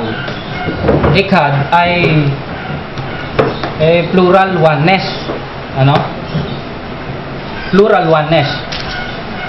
Makikita natin doon sa pagsipi ng ating Panginoong Jesus kung yung bang ekad ay plural oneness talaga. Sinipi ito ng Kristo doon sa Marcos. Marcos 2. Tama ba yung text ko, Brad? Mahirap kung walang okay. Ang sabi rito, no? At lumapit ang isa sa mga iskriba at nakarinig ng kanilang pagtatalo. At palibhasa'y nalalamang mabuti ang pagsasagot niya sa kanila ay tinanong siya, ano baga ang Pangulong utos sa lahat? Sabi kay Kristo. Sumagot si Jesus, ang Pangulo ay pakinggan mo o Israel. Ang Panginoon nating Diyos, ang Panginoon ay iisa. Galing sa sa Deuteronomio 6:4. Yung bang pananaw niya nitong kausap ko, nitong mga SDA, yung bang pananaw niya doon sa Deuteronomio 6:4 na yung salitang iisa doon ay kapareho ng pananaw ng ating Panginoong Jesus na yun ay united one o plural oneness. Pareho ba sila? O di i-check natin. Baka maaring makumbinsi niya ako na maging SDA kung pareho sila ng pananaw ni Jesus. Tingnan natin. Sinipi ito ni Jesus mula sa 6 Deuteronomio 6:4. Sa 32, at sinabi sa kanya ng iskriba, Sa katotohanan, guro, ay mabuti ang pagkasabi mo na siya'y iisa. Pansinin ha, ang ginamit dito sa Greek, is, hindi hen, hindi figurative, kundi pantukoy lang kapag ka ginagamit ang he-is sa hen, masculine form, tumutukoy yan sa Diyos. Kahit i-check nyo sa lahat ng kasulatan, pag tumutukoy sa Diyos ito, halimbawa, sabi ni Pablo, ang Diyos ay iisa. Sabi ni Kristo, ikaw lang ang tayong Diyos na iisa. He-is ang ginagamit, hindi figurative na one, na ang banggit hen. Pagka sinabing hen, figurative yon. Maaring nagkakaisa sila sa isang bagay. Halimbawa, sa layunin. Pero kung ang ginamit dito ay hen, figurative, nagkakaisa. Sabihin na natin, nagkakaisa sa pagka-Diyos. Dapat hen ang ginamit dito. Hindi is. Ano? Ngayon, anong sabi ng Kristo? At nang makita ni Jesus na siya'y sumagot na may katalinuhan, ay sinabi niya sa kanya, hindi ka malayo sa kaharian ng Diyos. Oh. Buti pa yung Hudyo naniwala na yung kanya, yung tinutukoy na iisa is absolute oneness. At sinang-ayunan ito ni Jesus. Hindi ka malayo sa kaharian kasi kinilala ng iskriba na yung Diyos, isang-isa lang, absolute oneness. Hindi katulad ng pananaw nila na united one. Dapat kung united one, ang ginamit hen. Katulad nito, ginagamitan ng hen ito. Sa Juan 21:17. Ano ba? 17:21. Oh, ito. Sabi rito, upang silang lahat ay maging isa na gaya mo, Ama. Yung isa na ginamit dito, hen, figurative. Maring iisa sa layunin, pagkakaisa. Bilang mananamba. Hindi is. Para tukuyin ang nag-iisang isa lang. Tapos, na sila na may sumaatin upang ang sanlibutan ay sumampalataya. Oh, ang banggit dito, nagaya mo, Ama, sa akin at ako'y sa iyo. Tapos sabi rito, upang sila'y maging isa, gaya naman natin na iisa. O si Jesus daw at ang Diyos iisa. Ito ba'y katumbas nung sa Deuteronomio na united one? Hindi po. Kung kapareho ang ginamit dito na is as tumutukoy lang sa isang persona, maaring tumama nga sila doon sa ikad. Kahit isang talata, mga kaibigan, walang paliwanag ang Biblia na ang ekad ay plural. Wala po. Sila lang ang nagbibigay ng pakahulugan yan, katulad nung ginamit kong ano kanina. At kunin ko itong isang halimbawa na may ginagamit din ng Adventist ito 1:5. 1:5. Sabi rito, at tinawag ng Diyos ang liwanag na araw, at tinawag niya ang kadiliman na gabi, at nagkahapon at nagkaumaga ang unang araw. Yung una, ginamitan ng salitang ikad. So, para suhayan yung sa Deuteronomio na iisang ikad, Panginoon, para maging united one yon, ginamit ito. Kasi daw, yung unang araw, binubuo yon ng isang umaga at isang gabi.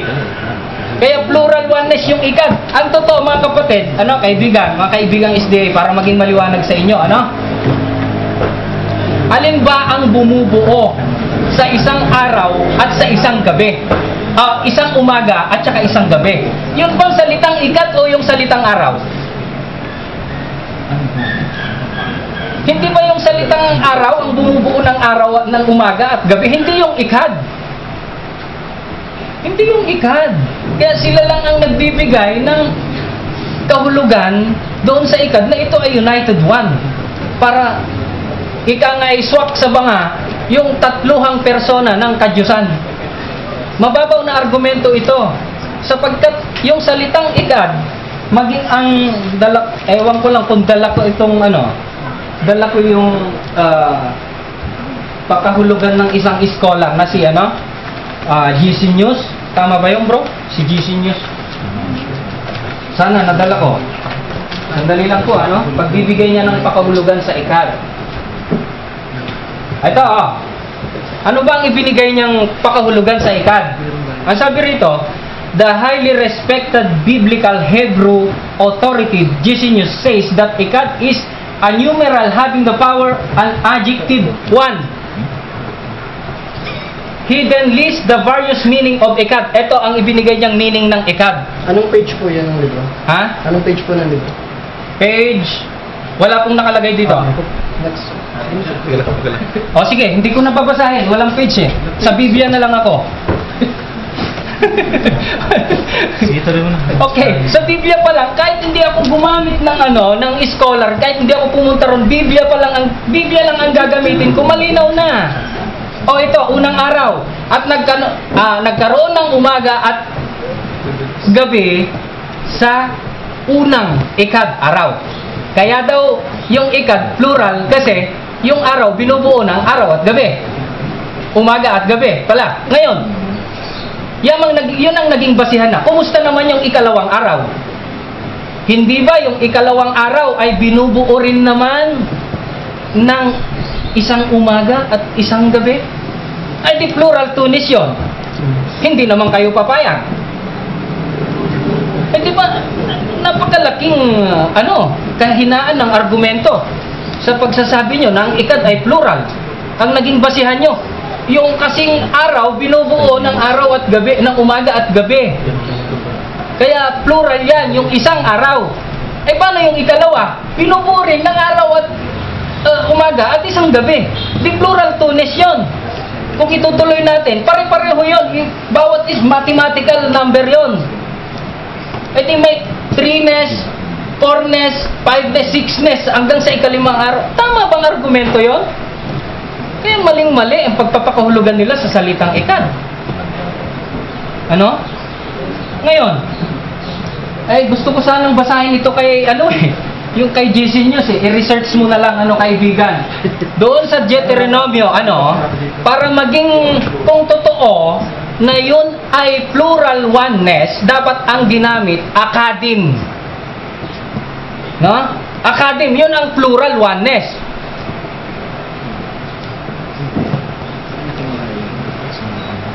Saan ko ginuha? Dito nga, ayaw kong basahin kasi wala nga page kaya hindi ko na babasahin. So, hindi dapat gamitin. O kaya nga, hindi. Kaya research nyo na lang. Total, ako naman nagsasabi ng totoo. Kay lang din. Bago ako tumakbo kay Gesenius, pumunta muna, sa Biblia muna ako.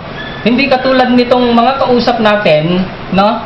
Pag bumasa ng teksto, ito babasahin. Isang Diyos at tagapagligtas na si Kristo. O anong sinasabi ng scholar? Scholar ang batayan, hindi konteksto, hindi Biblia. Dapat Biblia. O sige, yun ang sabi ng kanyang scholar, ng pinagtitiwala ang scholar, ano naman ang sabi ng Biblia? Ano ang paliwanag ng Biblia? Punta tayo sa ginamit niya kaninang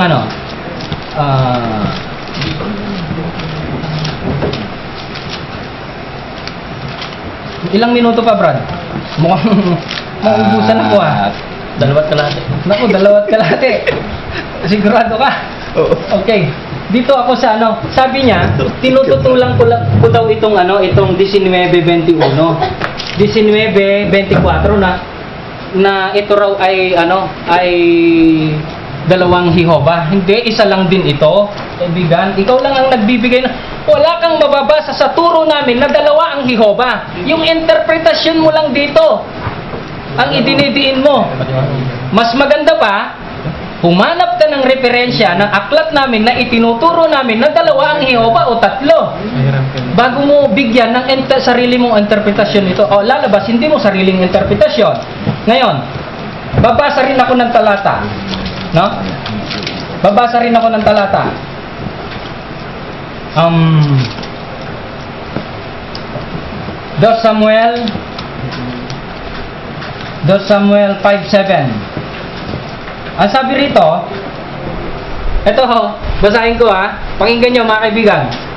Sabi niya, gayon may sinakop ni David ang katibayan sa Sion, na siyang bayan ni David. Payag ba siya dalawa ang David? Payag kaya tong kaibigan ko, sasabihin ko, dalawa ang David. Nakabasa siya ng dalawang binanggit na pangalang Jehova rito, Dalawa daw ang Jehovah. Wala namang kaming turong ganun. Siya ang nagbibigay ng interpretasyon nun, ano, mga kaibigang SDA na mga tagapakinig. Siya ang nagbibigay ng gano'n. Wala kaming ganong doktrina. Ngayon, ang sabi dito, ha, marami pa nga eh, isa pa. Talata, ikalawang Samuel, chapter 5, verse 7. Ngayon, nagbabase siya, wala kasing quit eh. Kaya dalawa ang Jehovah. Wala kasing quit eh. Ay bakit? Kahit nga man nung sinauna eh, wala naman talagang quit eh. Kung original na kasulatan, wala namang quit. Ba't diyan ka bumabase? Tapos sabi niya, ba't nyo kinu-question niya? Bakit small letter yung kay Jesus? Dapat pag tunay na Diyos, tama ba yung binanggit ko, kaibigan? Pag tunay na Diyos, dapat big letter lang. Ganun yung pinahihiwatig mo eh. Paano pag nakabasa ako, huwad na Diyos, ginamitan ng big letter? Tapos na po. Pwede bang basahin ko lang muna isang teksto? Sige lang, okay lang. Huwad na Diyos, ginamitan ng big letter. Kino-question niya yung basahin lang. letter, initial letter eh. Basahin lang.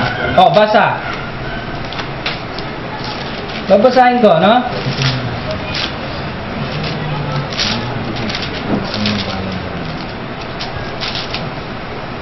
Ito.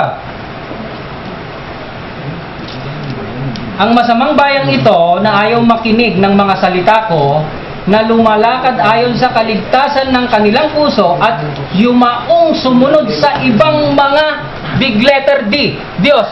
Huwad na Diyos, big letter. Questionin mo ito. Anong verse? Chapter 13, verse 10. Jeremias. Okay, time na. Questionin mo ito, hindi yung puro. Yung aklat na yung question. Alright, start. Okay, salamat po sa presentation niyo, Kuya Edwin. Kuya Edwin. Ito yung question ko sa'yo. Ang sabi mo, ang questionin ko, Jeremias 13:10, tama ba? Ang sabi dito sa Tagalog Biblia, capital letter D, tama ba? Anong tama? Kasi dito, small letter D sa translation nyo. Sinong tama? Ano nang tama? Di ba, ang sabi ko, gaya ng sabi ko, Oo. walang question sa amin kay big letter yan or small letter, walang question sa amin. So, ibig sabihin, yung capital letter... Walang problema sa amin yun. So, ibig sabihin, yung small letter at saka capital letter D, pwedeng ikapit sa mga Diyos-Diyosan. Yung capital D? Oo. Pwede rin. Kung So, ibig sabihin, walang distinction sa inyo yon. Ang tunay na Diyos. Ngayon, ganito, yung distinction ang tinatanong mo ngayon. Kaya lang naman naglagay ng big letter at small para makilala mo kung sino yung tinutukoy. Oo, na tunay na Diyos. Oo, hindi naman. Kung sino Kung sino yung tinutukoy na individual. So, kapag capital letter D, sino yung tinutukoy nun? Ang Diyos na Jehovah. Pag small letter D, sinong tinutukoy? Small letter? D. Oo, sinong tinutukoy? Pwede maaaring kumapit sa kay Jesus at saka sa mga huwad na Diyos. Pwede rin sa So, ibig sabihin, pwede siyang kumapit kay Satanas ayon sa 2 Corinthians 4:4. Yung salitang small letter D. small letter. Pwede rin ikapit kay Jesus Christ, small letter D. Pwede rin. So, si Jesus Christ kapantay ni Satanas. Hindi kami sa letter nagbabase kung pantay ba ang persona o mas mataas ang isa. Okay, next question ko. Ang sabi mo, kapatid, kasi pinagdiinan mo kanina sa Biblia, questionin ko to, capital letter D. Bakit sa translation mo, small letter D? Ay, pwede rin namang... So, bakit mo ginamit na argument yan laban sa akin? Hindi, kasi nga, tumatayo ka na ginagawa, pagka letter, bakit kayo gumagamit ng big at small?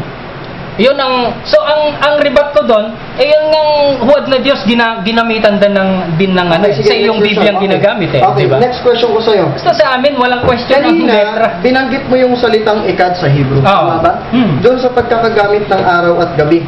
O umaga, gabi at umaga. Tanong ko sa'yo, yung gabi at umaga, ilan yon?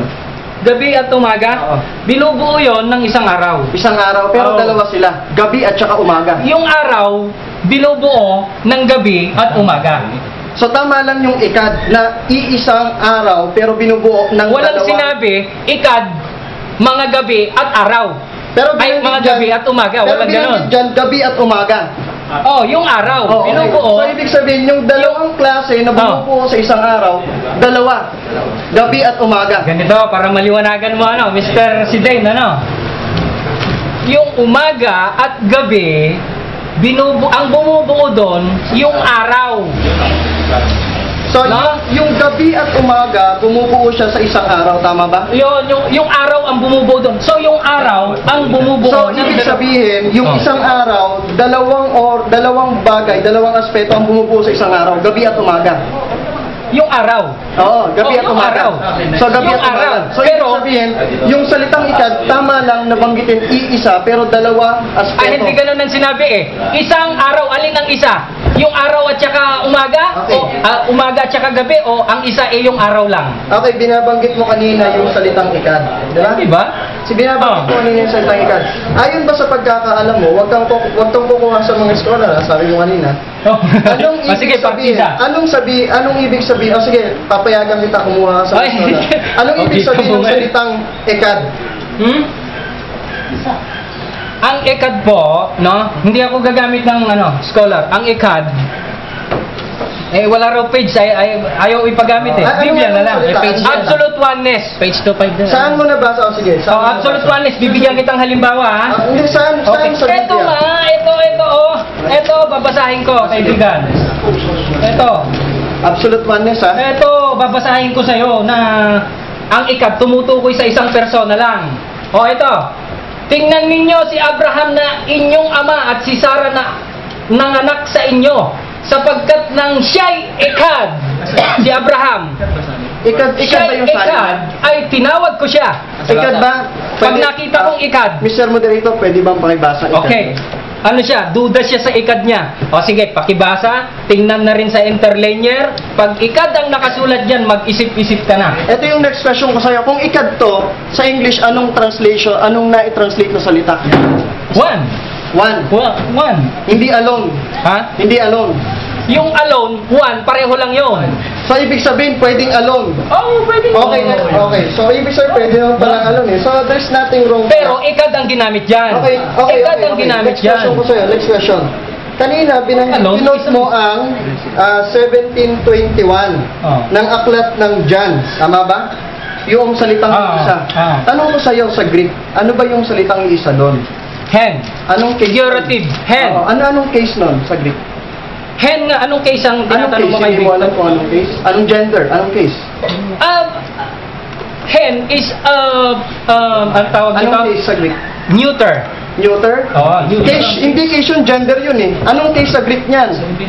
Linawin mo sa akin yung case. Genitive, instrumental, ano ba? Vocative. Oo, vocative, accusative. So, anong case yan sa Greek? Vocative ginamit naman mo ang yung Greek eh. pagkakayari. Vocative ang pagkakayari ni Vocative Jesus eh. Oh. So, anong ibig sabihin ng salitang vocative? Ha? Pronounce niya mismo. Siya mismo ang, kumbaga hindi Alam mo siya... ba o hindi? Ha? Alam mo ba o hindi? Para hindi na kita tatanungin dyan. Alam mo ba o hindi? Hindi lubusan. Okay. Next question. Ang sabi mo, gamit ako ng gamit ng mga scholar at hindi Biblia. Ang question ko sa'yo, saan ba nagpuput ang mga scholar na ginagamit ko? Di ba sa Biblia? Wala ka namang binasang ang nakalagay doon, ng mga reference mula sa Biblia. So, ibig sabihin, yung binanggit ko, hindi mo alam. Ang inaasahan ko lang, ganito. Kapag bumasa ka ng isang talata rito, patunayan mo muna sa Biblia na yun na ang kahulugan bago ka pumunta sa scholar. Ha? Ganun po ang gusto ko. Kasi ganun kasi ang pamamaraan ng mga Seventh-day Adventist. Ako, kita nyo, nakatayo rito. Hindi nga ako gumamit ng referensya, Biblia lang eh. Kasi Okay. yung pagsapa lang natin patutunayan nyo, ayon sa Biblia. Hindi Biblia ang ginagamit mo. Ang sabi mo kanina, okay, next question. Ang sabi mo Mga kanina, aklat namin. ang sabi mo ginagamit yan. kanina sa Genesis chapter 19 verse 24, pansamantala hindi ka tutol na mayroong dalawang Yehova. Tapos dinagdagan mo yung pagbanggit mo kasi wala siyang kuwit, wala siyang or wala siyang tuldok. Therefore, itong Yehovang ito dalawa. Tama ba 'yon? Isa lang yan. Isa lang, okay. Isa lang, ikaw lang nagsabi. Okay, hindi. Ito, itatanong ko sa iyo ulit. Itong talatang ito, papabasa ko sa moderator natin. Mr. Moderator, pwede po bang pakibasa ang Deuteronomy chapter 24? Ayan, chapter 19, verse 24. 1924. Genesis Apo. 19:24. Tapos magtatanong ka ba? 19 verse 24. Ito po. Nang magkagayon ay nagpaulan si Jehovah ng asupre at apoy mula kay Jehovah, mula sa langit sa Sodoma at Gomora. So, si Jehovah daw, nagpaulan ng apoy at asupre mula kay Jehovah. Oh, sa kanya rin yun. So, Sa kanya ibig rin. sabihin, dalawa yung Jehovah Sa kanya, dito. isa lang, ikaw So, lang bakit wala nagsasabi. siyang quit? Katulad nga nito, ay Hindi, mag-base huwag na kang quit. lumayo doon sa Kasi, talata. Bakit wala siyang quit? Okay, bakit wala siyang quit? Oo, bakit tuloy-tuloy yung sentence niya? Oh, so walang question doon sa amin kung walang quit. Kung sa'yo may question, kasi sa original na wika na ginamitan ng Biblia, walang mga quit tsaka mga So, mali to. kudlit. Ha? Wala. Ba't ko sasabihin mali So, yan? mali to. Ikaw ang mali kasi So, ikaw malito kasi, malito kasi walang... Hindi, kasi ikaw ang walang- mali, ikaw lang ang nagsasabi na dalawa yan. Wala kaming doktrina na dalawa ang Jehovah. Pwede bang pakibasa na lang? Oh. Pwede bang pakibasa? Okay, babasa rin ako ng kahawig na. Ito oh. Hindi, ito kasi translation nyo to eh. Kaya nga, ang sabi ko, Ayaw mo ng translation nyo? wala kaming binabanggit, no? Wala kaming doktrina na dalawa ang Okay, Jehovah. next- Bakit next mo question. igigiit sa amin yan, kaibigan? Okay. Huwag ganyan. Okay, okay. Ayan natin Hindi sa wala audience kaming yan. doktrinang ganyan. Okay. Ito nga binasa ko. Ito, Okay, next question na, next Hindi, question. sandali lang, pagbigyan mo lang ako. Ito, binasa ko. Gayon may Next sinakop question. ni David ang katibayan sa Sion na siyang bayan ni David. Next question. Dalawa ba ang David? Next question. Next question. Next Tahawig question. na talata Tutol yun. ka ba? Tutol ka ba sa paggamit ko ng Titus 2:13? Paggamit mo na ang tinututulan ko, yung sinabi mo na si Jesus ang makapangyari, yung basahin natin Hindi. ang Diyos at tagapagligtas. Samantalang kung titignan mo sa konteksto, Sa kanya nauna niya na. Sige na. tapos na. Sige. Eh, dito mayroon pang... Hindi, pwede natin ituloy. Pwede natin ituloy. Wala na, 10 seconds na lang. Hindi magtagpo yung oras sa inyo, kuya. Hindi, nauna siguro niya napindot yan. Okay, time na po. Mas nauna naman ngayon yung ano niya. Siguro pagka medyo mainit, napapabilis yung Okay, so then, Ayan. okay ka? Okay na? Okay. Okay. Okay na? Salamat po sa mga nakikinig ng... Opo. 10 minutes conclusion. Salamat po sa mga umattend dito po sa debate nito. Nakikita ko po sa debating ito na medyo hindi naging informative in the side of our friends. Katulad po nung binitawan ko kanina, kapag meron akong nakita na mas maliwanag pa, lilipat talaga ako. Alam ni Papa, galing ako sa INC. So, naniniwala ako na itong Trinity pa rin ang pinakang mas maliwanag na inihayag ng Panginoon. Sapagkat ayon po doon sa aking mga patunay, hindi po ginalaw ang aking argument tungkol po doon sa pagiging isa. Sumunod, hindi rin po ginalaw ang aking argument regarding po sa ating Panginoong Hesukristo na siya'y hindi pwedeng nilalang. Kung di sana sinabi niya na si Kristo ay nilalang, therefore pwedeng maapektuhan ang doktrina ng Trinidad. Pero the fact na hindi niya ginalaw ang persona ng ating Panginoon ay nangangahulugan lamang po na hindi naging informative ito pong aking kausap. So, kaya po sa totoo lang, ang ginamit ko po mga kapatid, sa amin pong mga tagapakinig, ang ginamit ko po ay yung mismong mga aklat nila kasi nakikita ko na kahit papano sound argument ang kanilang ibinibigay. Pero nakita ko doon sa kanilang official stand, hindi po niya na-touch yung mismong binabanggit ng kanilang Biblia. At the same point, mga kapatid, gusto kong sabihin sa inyo na hindi rin po niya nabigyang diin yung problema ng Genesis chapter 19 verse 24 na dalawang Jehovah na hindi mo pwedeng tanggihan, na dalawang tinutukoy doon. May English teacher dito, walang kuwit, tsaka walang tuldok. So, ibig sabihin, itong Jehovah ang binabanggit nito ay walang pagdadalawang isip na dalawa. So, ibig sabihin, nakikita po natin, gusto ko pong ipagkaloob sa inyo, na itong Trinity ay nasa Biblia pa rin. Alam niyo po kung bakit? Pag binasa po ninyo ang Matthew chapter 28, sa akin pong binanggit kanina, sa Matthew chapter 28, verse 19, mababasa po ninyo ang mga ganito. Ang sabi po dito sa 28:19 ng Matthew, dahil dito magsiyaon nga kayo at gawin ninyong mga alagad ang lahat ng mga bansa na sila'y inyong bautismuhan sa pangalan ng Ama, ng Anak at ng Espiritu Santo. Kung papansin po ninyo, tatlong persona ang binabanggit dito. At itong tatlong personang ito, alam po natin, wala naman po tayong problema kung tatawagin natin si Jehovah ay siyang Ama. Yes. Pero pag sinabing si Jehovah, tinawag ng Holy Spirit, may problema sa kanila yun. Halimbawa po, kanina hindi ko po naipaglingkod sa inyo. Ayon po sa aklat ng Isaiah, sa chapter 6, verse 8, sa chapter 6, verse 6 to 8, sabi, "Nang magkagayoy nilipad ako ng isa sa mga serapin, na may baga sa kanyang kamay, na kanyang kinuha ng mga pangipit mula sa dambana, at hinipon niya niyaon ang aking bibig at nagsabi, narito, hinipon nito ang iyong mga labi, at iyong kasamaan ay inalis, at iyong kasalanan ay naalis. At narinig ko ang tinig ng Panginoon." Sino daw po nagsasalita? Ang Panginoon. "At sino yayaon sa ganang amin? Nang magkagayoy, sinabi ko, narito ako, suguin mo." Ano po yung binabanggit? At sinabi niya, "Ikaw ay yumaon at saysayin mo sa bayang ito, inyong naririnig na, ngunit hindi ninyo naunawa, at nakikita nga ninyo, ngunit hindi nyo namamalas." Merong binanggit ito, talatang ito, na ang nagsasalita dito ay si Jehovah. Nung kinote po ni Apostol Pablo, ito pong talatang ito, ayon po sa Gawa, sa Kapitulo 28, ang talata po ay 25, ganito po ang ating mababasa. "At nang sila'y hindi mangagkaisa ay nangagsialis pagkasabi ni Pablo ng isang salita, mabuti ang pagkakasalita ng Espiritu Santo sa pamagitan ni Propeta Isaiah sa inyong mga magulang."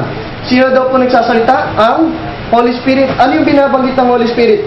"Pumaroon ka sa bayang ito at sabihin mo, sa pakikinig ay inyong mapapakinggan at sa anumang paraan hindi ninyo maunawa." Ito yung binanggit doon sa Isaiah chapter 6. Ang nagsasalita doon, ang sabi sa Old Testament, ay ano daw po? Yung Panginoon, si Jehovah. Pero ngayon, sino nagsasalita? Sabi ni Pablo, ang Holy Spirit. Ganun din po ang nakasulat ayon po sa Kapitulo 10, talatang 15 ng aklat ng Hebreo, ang nagsasalita, Holy Spirit. Kidot yun sa Jeremiah chapter 31, verses 31 to 34, ang nagsasalita ulit, si Jehovah. So dito makikita natin na yung Jehovah na kinikilala natin is applied, ang titulo niya sa Holy Spirit. Ngayon, meron bang binabanggit? Meron po bang binabanggit na itong tatlo ay kasama sa paglalang? Sapagkat ang gagawin ko na lamang po ay mag-stand. Ano po? Bago ko po tuluyang banggitin ngayon, ang sabi po sa kanilang libro, ganito po ang pagkakabanggit. Mga aklat at mga pampleta ang ginagamit ng mga saksi ni Jehovah sa kanilang pangaral ukol sa kapakanan ng tao. Ang mga aklat na yaon ay naglalaman ng mga katotohanan sa Biblia na nilimbag upang mapag-aralan ng sino mang nagnanais. Naniniwala sila na yung aklat ng saksi ni Jehovah ay ano daw po? Ay mga inspired books. Pero pag tinignan po ninyo, kung titignan po ninyo, sa aklat po ng Let God Be God. Ano po? Let God Be God. Sa kanilang Biblia, sa John 1:1, doon po sa Greek interlinear, ang pagkakasalin ulit is small letter G. Samantalang dito, sa Let God Be God, ang nakasulat sa page 34 ay ganito. In the Greek Bible text, the word is logos, hence he may be called the word or logos. Being a mighty one and holding this high official capacity as logos, and being before all other creatures, he was God. Pansinin ninyo, he was God. Pansin po ninyo? So, ang declaration dito, yung logos, kinikilala siyang Diyos. Ano po? Ngayon, patutunayan ko na yung paglalang, kasama doon yung tatlong persona. Pag binasa po ninyo ang Genesis chapter 1 verse 26, sa Amplified Bible, ang sabi dito, God said, "Let us, Father, Son, and Holy Spirit, make mankind in our image." Alam po ninyo ang pagkakamali ng mga saksi ni Jehovah? Ang akala nila, ang Diyos ay binubuo ng tatlong ulo. Kaya nga po dito, sa kanila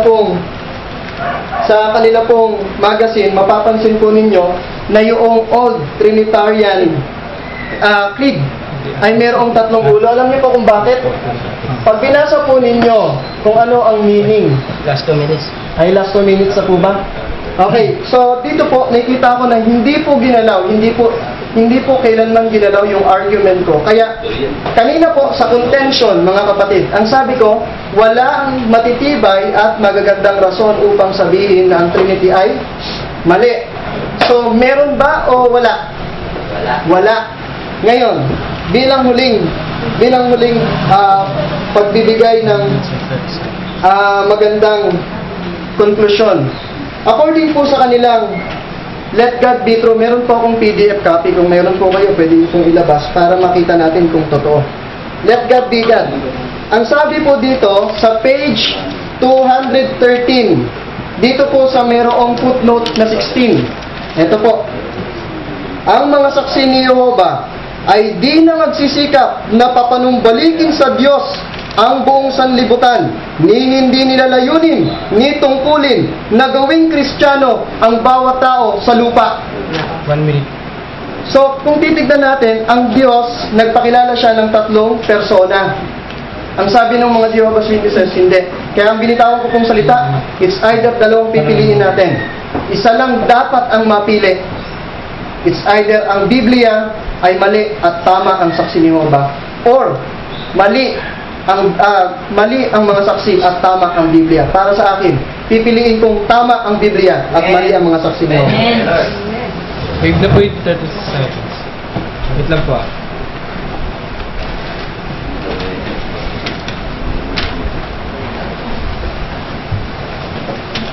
Ten minutes conclusion. Okay, start na po. Binanggit niya po kanina, hindi raw informative yung pag-uusap na ito.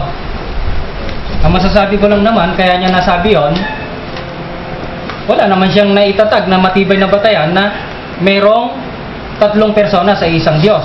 Ginawa niyang batayan, yung ekad, di naman siya nakatayo doon. Hindi niya napatunayan na yon ay plural oneness.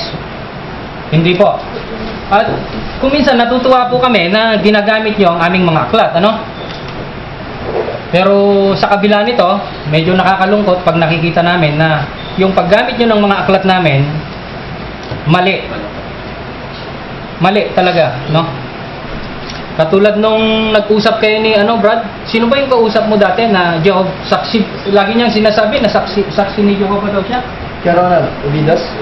Ubidos ba yan? No? Marami kayo. Okay sana, natutuwa kami na gumagamit kayo ng mga aklat namin. Kaso lang, mali ang mga pagkakagamit. Napahapyaw sila ay nagbibigay ng interpretasyon. Katulad nung kausap mo na dating laging nagsasabi na dati raw siyang saksi, na nagbigay siya ng paratang na ang mga saksi daw ay bula ang propeta. Sabi niya kasi, ang binasa niya, pinagbasihan niya yung ginagamit natin na ay yung magazine natin 1970. 1972 yata yun. Dala ko yun. Dala ko po yun eh. Saan ba yun? Hindi na mauubusan na naman ako ng time.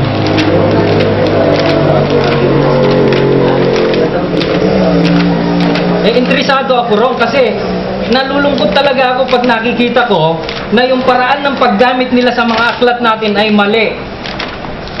Nakakalungkot talaga.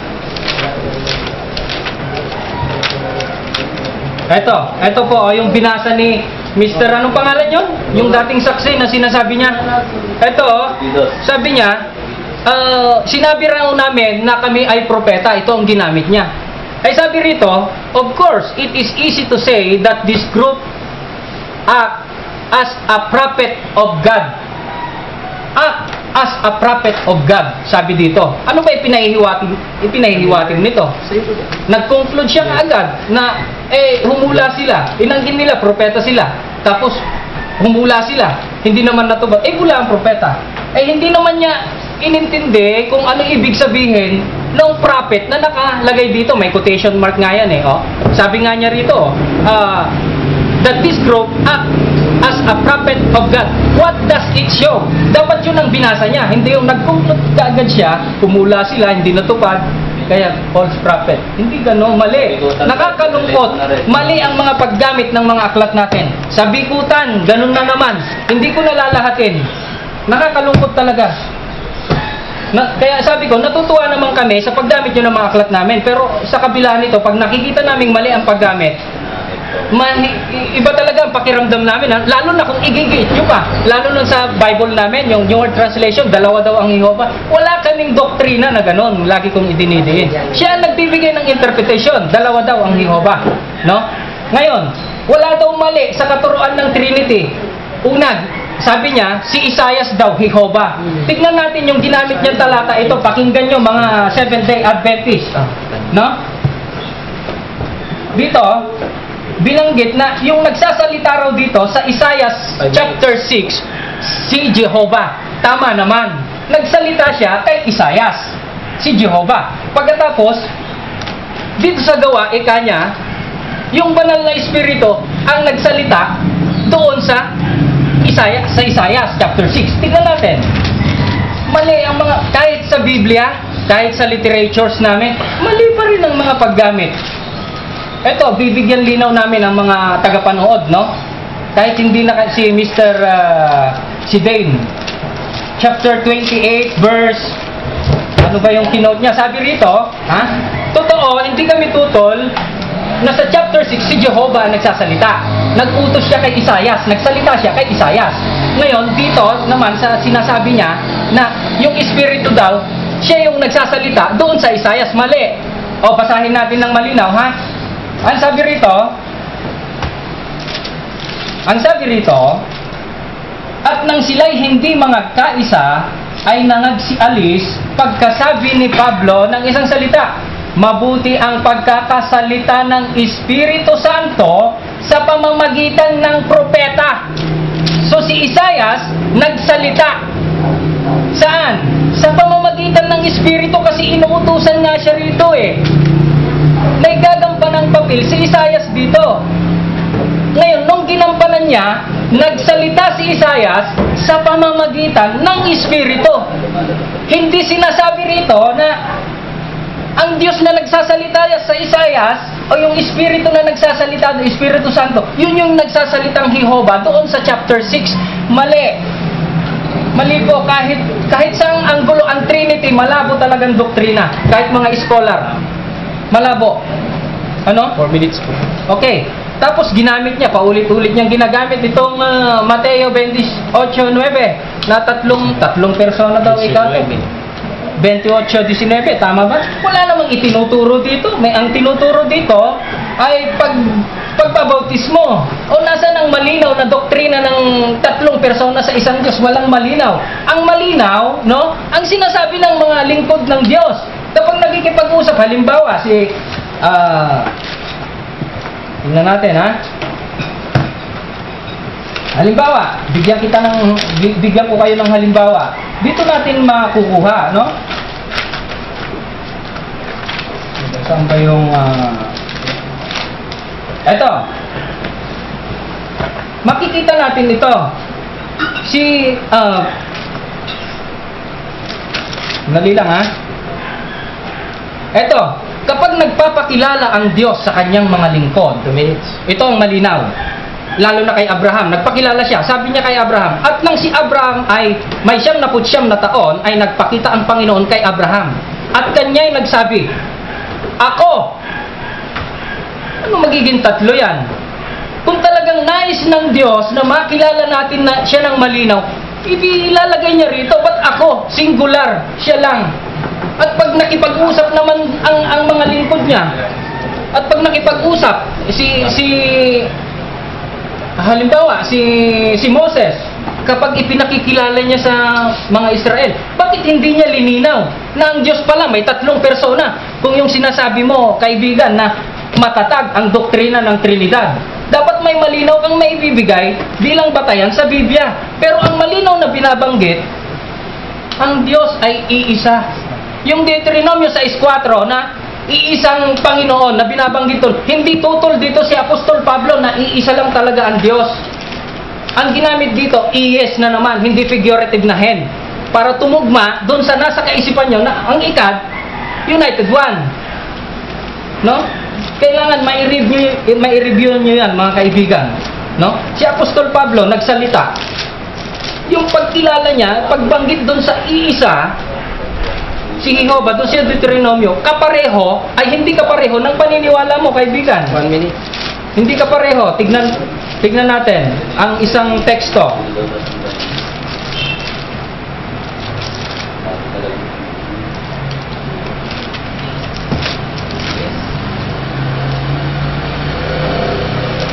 Nasaan na ba yung hindi ko masampungan? Plus 1 minute po. Okay. Ito. 40 seconds. Okay, babasahin ko lang yung isang teksto. I-consider mo na yung isang text ko lang, no? Total tapos na. Meron pa po. Meron pa lang po. Oo. Efeso pala yun. Efeso. Yes. Ang sabi niya rito, isang Panginoon. Isang Yung isa rito, hindi ito gaya ng nasa isip ng aking kausap, ha? Ikaw. Hindi ganon. Yung isa, ang ginamit dito, hindi ito neuter. 20 seconds. No? Isang Panginoon, isang pananampalataya, isang bautismo. Ang pagpapatuloy ni Pablo, isang Diyos at Ama ng lahat, na siyang sumasa ibabaw ng lahat at sumasa lahat at nasa lahat. Isang Diyos, sabi ni Pablo. Sumasang-ayon siya doon sa 6 Deuteronomio na isang persona lang ang tinutukoy doon. Okay, time out. Magkaiba sila ng pananaw ni Apostol Pablo. time na po.